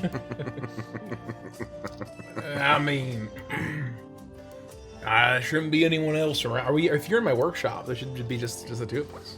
I think we're kid, okay here. Get out of here. All right, now we should be alone. All right, well, I wanted to talk to you about something before I picked up some of the good stuff from my headaches, All right, are you still feeling poorly? Well, yeah. And you probably didn't notice this because there was so much stuff going on, but I almost exploded once, twice. I did notice there, Mrs. Guns. I know it was subtle, but I've been thinking that there might be a connection between my headaches and whatever's happening with me, and with all this talk about blood and, blood, I started thinking about my blood. And I thought to myself, if you're going to be working on our weapons and we could have some kind of advantage against this thing, well, can I be honest with you, Rett? Go on. I love my husband. All right. I don't want him to die. I don't want any of us to die. If we don't kill this thing, I don't get a family with that man.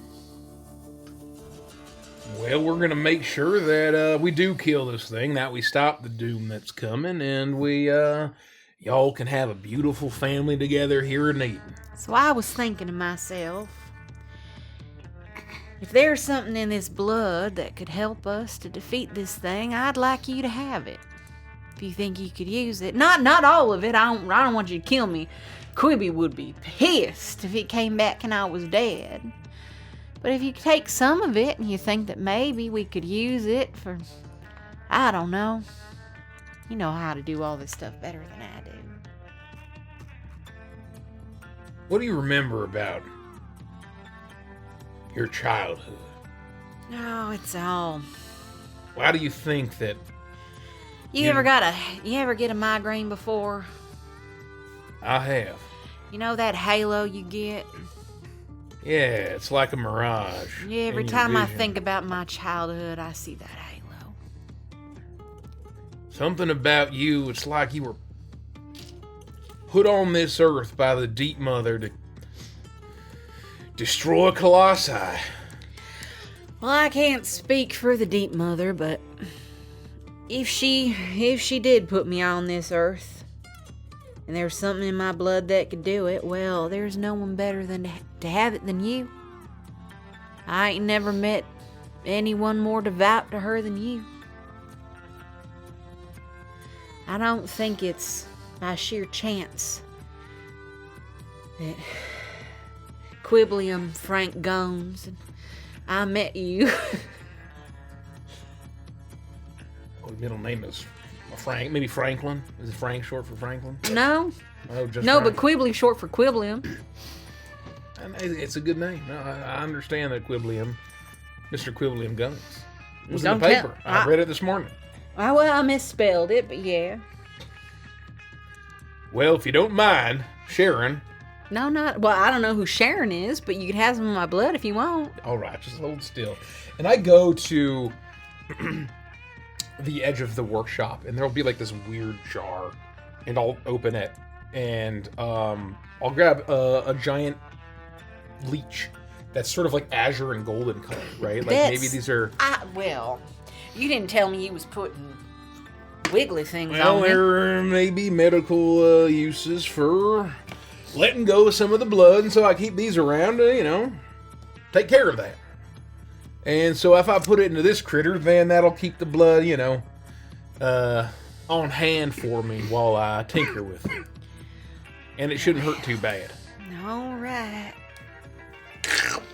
And I place the leech on Like my Mrs. forearm. Guns. Yeah, you're able to do that, and it gets real thick. As you've been bloodletting people for your entire life, as you're able to get a good amount of it. And you have a feeling like this might actually work. And you might be able to factor this into the sort of ammunition and the concoctions and chemistry that you use. All right. I appreciate your sacrifice there, Mrs. Guns. Are you a doctor? Yes, I am. All right.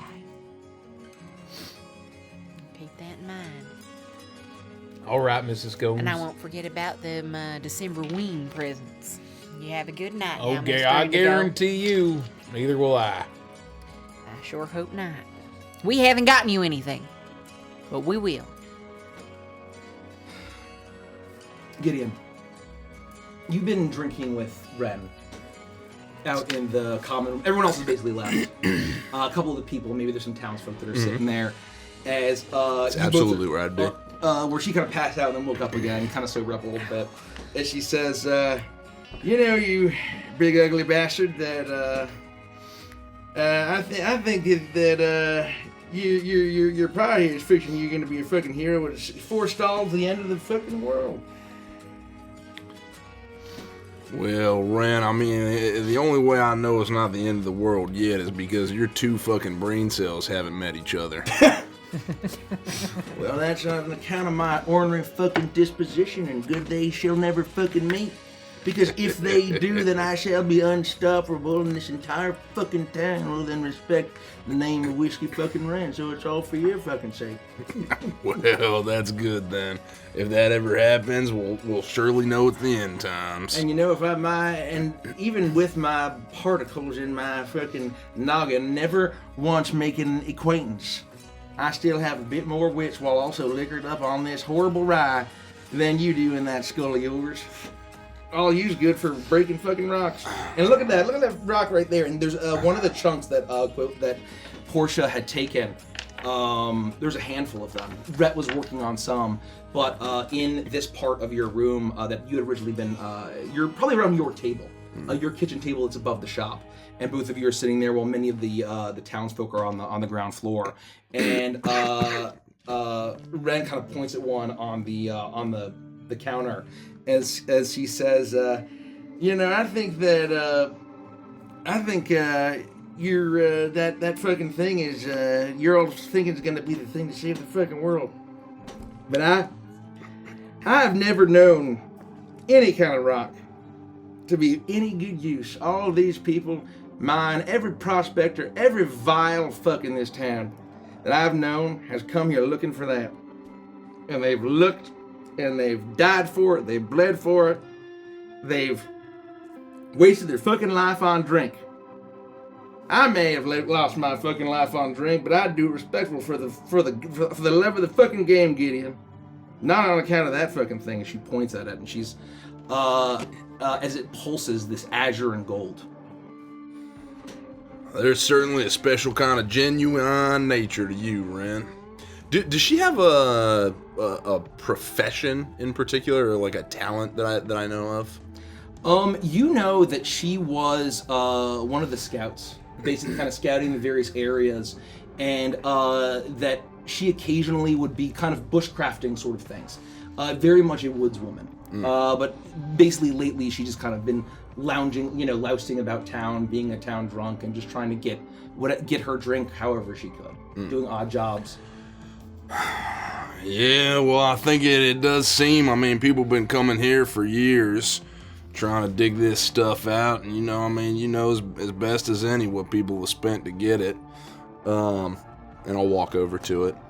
I think with everything going on, I don't know that it's the case, but heck, I think we're all hoping that Rett will be able to do something pretty amazing with these things, give us any kind of chance to put that fucking beast in the sky back into the earth, send it straight to fucking hell.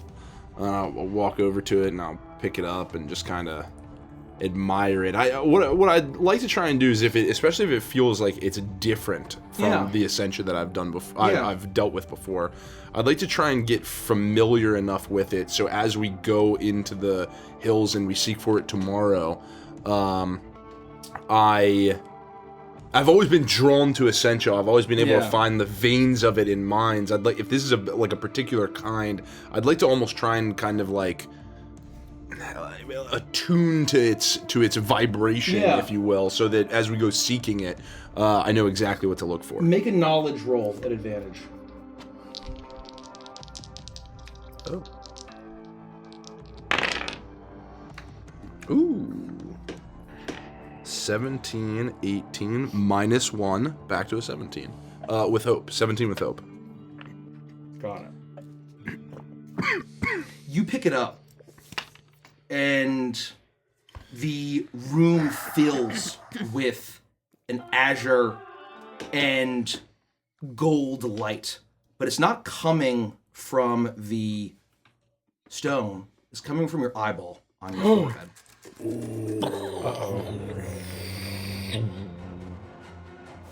As your third eye opens, as you stare at the Essentia and you peer into the blood of a god, the blood of an entity that is older than the forgotten gods, certainly older than the new gods above, older than the Mother of Mercy. You see Godfell Mountain. You see the mountain at the heart of these dry lands, and you realize that the dry lands itself is almost in the shape of an eye, and it itself is opening. as these end times have begun, you see when the land was young. You see back thousands of years. You see back eons and eons and millennia. As the collapse, as the sky itself was aflame and fire with war between heavenly figures that you can't comprehend. You don't even know the shapes and the figures that you're seeing. As the corpse, the bones of a horrific creature are entombed within the earth itself, not able to even be sent to the hellish circles below, but imprisoned and entombed for hopefully all time beneath this mountain at the center of the region. And then your vision snaps forward. You see a familiar sight. That train that you hated so much. Chugging along as it puffs up this hellish fire and brimstone smoke, that massive colossus thundering around it. As it is circling, the entire mountain itself shakes. And you see, running alongside, spilling off in these embers that are crashing down from the storm clouds. Rather than rain or hail or sleet, it's almost like these mini meteors that then erupt into smoke, and you see these skeletal-like hellhounds burst forth and howl into the night as they run alongside the train, as this swarm and horde is being amassed around Godfell Mountain. And then your vision snaps forward. It's not in the past, it's not in the present. It's in the future. And you hope it's a future that is not certain. All you can hope and pray is that it's a future that can be forestalled. But you are certain that this is the doom that is coming. You see the Drylands, they have been scorched, as every town, every outpost is an absolute wasteland. Every living soul is annihilated. As you see scores and scores and scores of slaughtered souls. And the mountain itself rumbles. It makes the pillars of judgment look like molehills as the mountain itself explodes. And the true Leviathan erupts from it. You see a creature that you feel, if you looked upon it outside of a vision, would cause your eyes to burn out of your sockets. It is difficult for you to describe, and it'll be difficult for you to describe to anyone for the rest of your life. A horrid creature that is equal parts whale and serpent, with countless fins or wings on its sides, that shimmers with the colors of Essentia. But while gold and azure can be so beautiful and beneficial, this radiates with a horrid, unsettling light that shimmers with colors you can't even begin to describe. As this massive beast erupts from the mountains below, bigger than the mountain itself. You gaze upon Kudamat, the first doom, as its mouth opens into horrid stone sickles that gnash in hunger for the gods above. And as the sky alights, it bursts through the cloud cover into the hallows above, the heavens above, as it begins its slaughter of all the gods, the old, the new, as it seeks to devour all. Damn. And bring the annihilation that these end times have promised. And then suddenly, you are back in the room as you collapse onto the ground. What the fuck is wrong with you? What the fuck was that? I swear by all the fucking gods, and I repent. What you were speaking in fucking tongues, you beloved fuck. What the fuck? As Ren is horrified. It's so much worse than we thought. I gotta find Rett! Gideon charges into the room where as you were all talking, as the blood is being worked on. As I'm you're administering the laudanum. and you all hear Gideon screaming as you arrive back. Your tongue, please. Oh, shit. As you all arrive back, you hear your brother screaming as you hear him bellowing as you're walking with Quibly back. We barrel into the Here we go. Imperium Whoa, run whoa, upstairs. whoa, I what's slam going on? through What's the going door. Oh, What did you see? Get him some modeling. He needs it. You saw something, didn't you? I'll grab the closest bottle of whiskey and just. Gid, are you all right? What's going on? That was an entire bottle of modeling you just drank. I saw it all. I saw it all from the beginning to the end. Rett, it's so much worse than we thought. What do you mean? I touched this piece of the pillars. I touched this piece. Well, put it down! Put it down! My eye opened, and I could see the Drylands from above. I saw them, but not as it is now. I saw it from the beginning, from the way back. I saw God fell. Bones beneath the mountain, horrible bones. Something buried so deep. It was when I looked down that the lands looked like an eye, and the eye was starting to open. It was an eye of damnation. It was the eye of Armageddon. And then I saw this moment. I saw where we are. I saw the train heading to Godfell. Terrible smoke, hellfire, things of flame and ash spitting out of it, spitting these feral hounds onto the ground. They started charging next to it as every piece of it started to run to Godfell together. Well, that wasn't it. Zaragor's nothing. Zaragor's not the problem. I saw a future. I hope a future never comes to pass. I saw the Godfell splintering them like the pillars, but it was nothing. It was so much worse than the pillars going up. This, not even comparison to the creature rising from the center of the mountain. It's no beast. It's wrong to call it even a creature, something so terrible. Hell didn't want it. Buried in the earth. I saw it rise up. Ascend and descend all at once. Stretching in all directions, it just started to devour. Consuming. Killing gods old and new. Nothing was safe from it. It's so terrible to look upon. If it were to come from the mountain, you'd have to turn away. We have to stop what's coming. We have to stop that train from getting to Godfell. Or it's not the Drylands. It's not even this realm, this earth, that'll fall. Armageddon won't begin. It'll be the end of everything. Old, new, above, below, the earth beneath our feet. If we don't stop that train, if we don't stop Zaragor, everything ends. Keep drinking that. Why would she be showing this to you? You saw him. You saw the first doom. It has to be the sickle teeth. The stone sickles.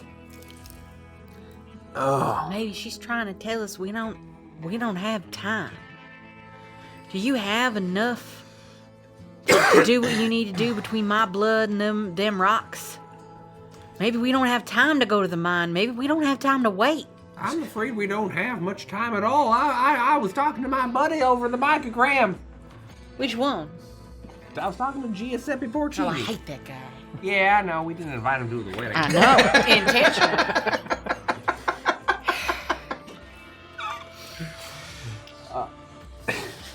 What did he say? You know when we renew the vows, he ain't coming to that either. First of all, what the hell are you doing to my wife? And second of all, the What, you jealous? Why is she so out of breath? I come across the scene of bloodletting. No, the leech is gone. That's The because leech is gone. Yeah, Mr. Indigo, she just put his fat leech all over me, and now I don't feel very well. Oh my god. Perhaps she's just trying to underscore the intensity of the situation. And through your vision, she's trying to inspire urgency. But I need time. I mean, I can't. It's gonna take. How long do you think it's gonna take me? How fast do I think I can physically invent this gear, upgrade everything that I think I need to give us the firepower and the weaponry and the defenses necessary? You think that with Portia's ability, and if you keep working, you might be able to get it done in a day or two. But that'd be if it's very lucky. Normally it might take you a week, 2 weeks. Yeah. Wow. But with Portia's blood, and if it does what you saw it could do, and with this bit of ascension, you know, if you get any more, you might be able to do it. What did you learn? Listen, all the way out at Wyland's Gulch, where I'm from, that's where Porcini is, and we chatted. They're already feeling earthquakes. They're talking about hounds, the sound of thousands of them, apparently. They're talking about the storm coming through, corruption spreading. People are getting, well, just like it happened here in Eden. Hounds, that's gotta be the train. That's gotta be what I saw. Hellfire hounds spitting out from that fucking shard. A smiling jet put straight in its stupid fucking cars driving to Godfell. That must be what they're talking about. That storm's only been around for a few days. Not even. And it's already all the way across the entire valley. My theory is that it's circling. That it's moving around Godfell Mountain. Which means it's gonna come right back around where we are as it gets closer to the center. Must be circling like the eye, the shape of the eye. I saw that opening, Rett. I saw it opening like it was looking upon the Armageddon, and it was smiling. Like something unstoppable had begun. Well, I think we gotta make haste. Whatever we need to do. If it's gonna take you a couple days anyway, we can go out to that mine, but we gotta only do the essential things over the next 2 days, because we gotta get out of here. Hell, I'll go to the mine right now. No, you need rest. First thing in the morning. Rett, Shepherd! You don't understand. No. You didn't fucking see it. Kudama rising from Godfell, killing gods. There's no fucking time to sleep. Ship is right. We have to be rested if we're gonna be okay. If we're gonna face this thing, we can't be worn to shreds. Gideon, we can't do it without what Rett's trying to do to our weapons, and it's gonna take him 2 days. So you gotta get some sleep, buddy. We can go in the morning. It's not gonna save us any time to not sleep. We can't just white knuckle it. We gotta do it smart like. Did he kill her? I couldn't watch it, Rett. It's like, sounds fucking stupid to say, like, it was like nothing I'd ever seen before. Fucking of course, but you could imagine your deepest, worst, most brutal, most fearful nightmares. And those are the happiest, most pleasant dreams compared to what I saw. You need to get some rest. These visions have a point. Look, she speaks through you, the earth, the deep mother. She speaks through you still, and these are all, what she shows you is a potential future, right? It's the way that I figure it is they're like paths, right? And maybe she showed you one path, but perhaps there's another path we can go down if we can stop this thing. Just because Aragorn has risen doesn't mean that the end times have come for sure. No. We have to stop the train. We have to stop that train from getting to Godfell. If we can do that, maybe Kudama doesn't awaken. I don't know. But whatever's giving me these visions, be it the Deep Mother, be it fucking something else that's calling to me. I saw the train getting to Godfell, and it all falls apart from there. If we can stop that, I think maybe we stand a chance, but we have to stop that train. All right. We're gonna need more than these weapons, too. Legions of fucking hellhounds. Smoke and ash. We can't be worrying about that while we're trying to take down Zaragor. I have an idea. We'll get what you need so that Rett can get to work. In the meantime, I'm gonna do my best to rally everyone. But you gotta promise me one thing. While you're working on this, whatever you discover, whatever breakthroughs you make, you write everything down. I mean to the T.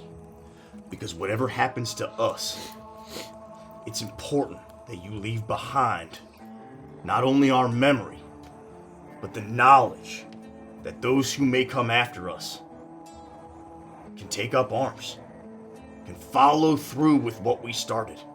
God's forbid. I take excruciatingly detailed notes, but I'll do what I can. I'll do what I can. Our memory, our knowledge must live on. We're not gonna die. Today, tomorrow, or the next day. Doom ain't coming, and we're all gonna make it. You understand? All of y'all. It's gonna be okay. I just need a day or two. Look, normally this would take me a week or more, but I'm feeling inspired.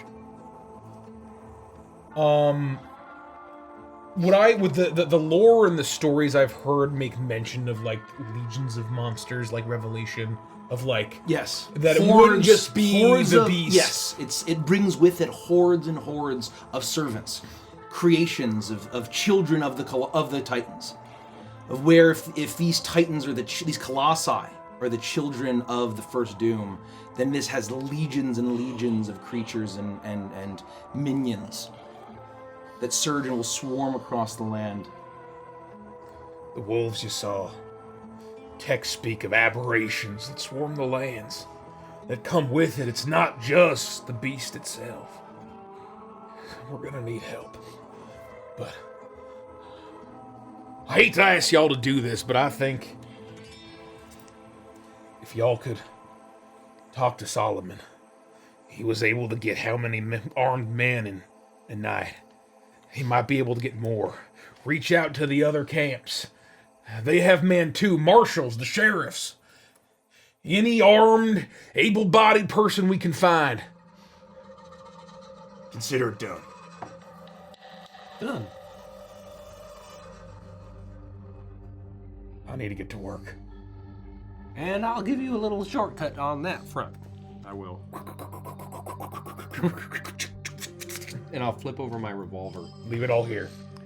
You take that. Put it down. And I swing around the frying pan. Think you could do something with this? I can certainly try. Well, season it at least. I'm gonna pass it over to you. I will collect everybody's weapons and gear. And I will... Good night. Good night, Rett. Rest easy. Right. Good night.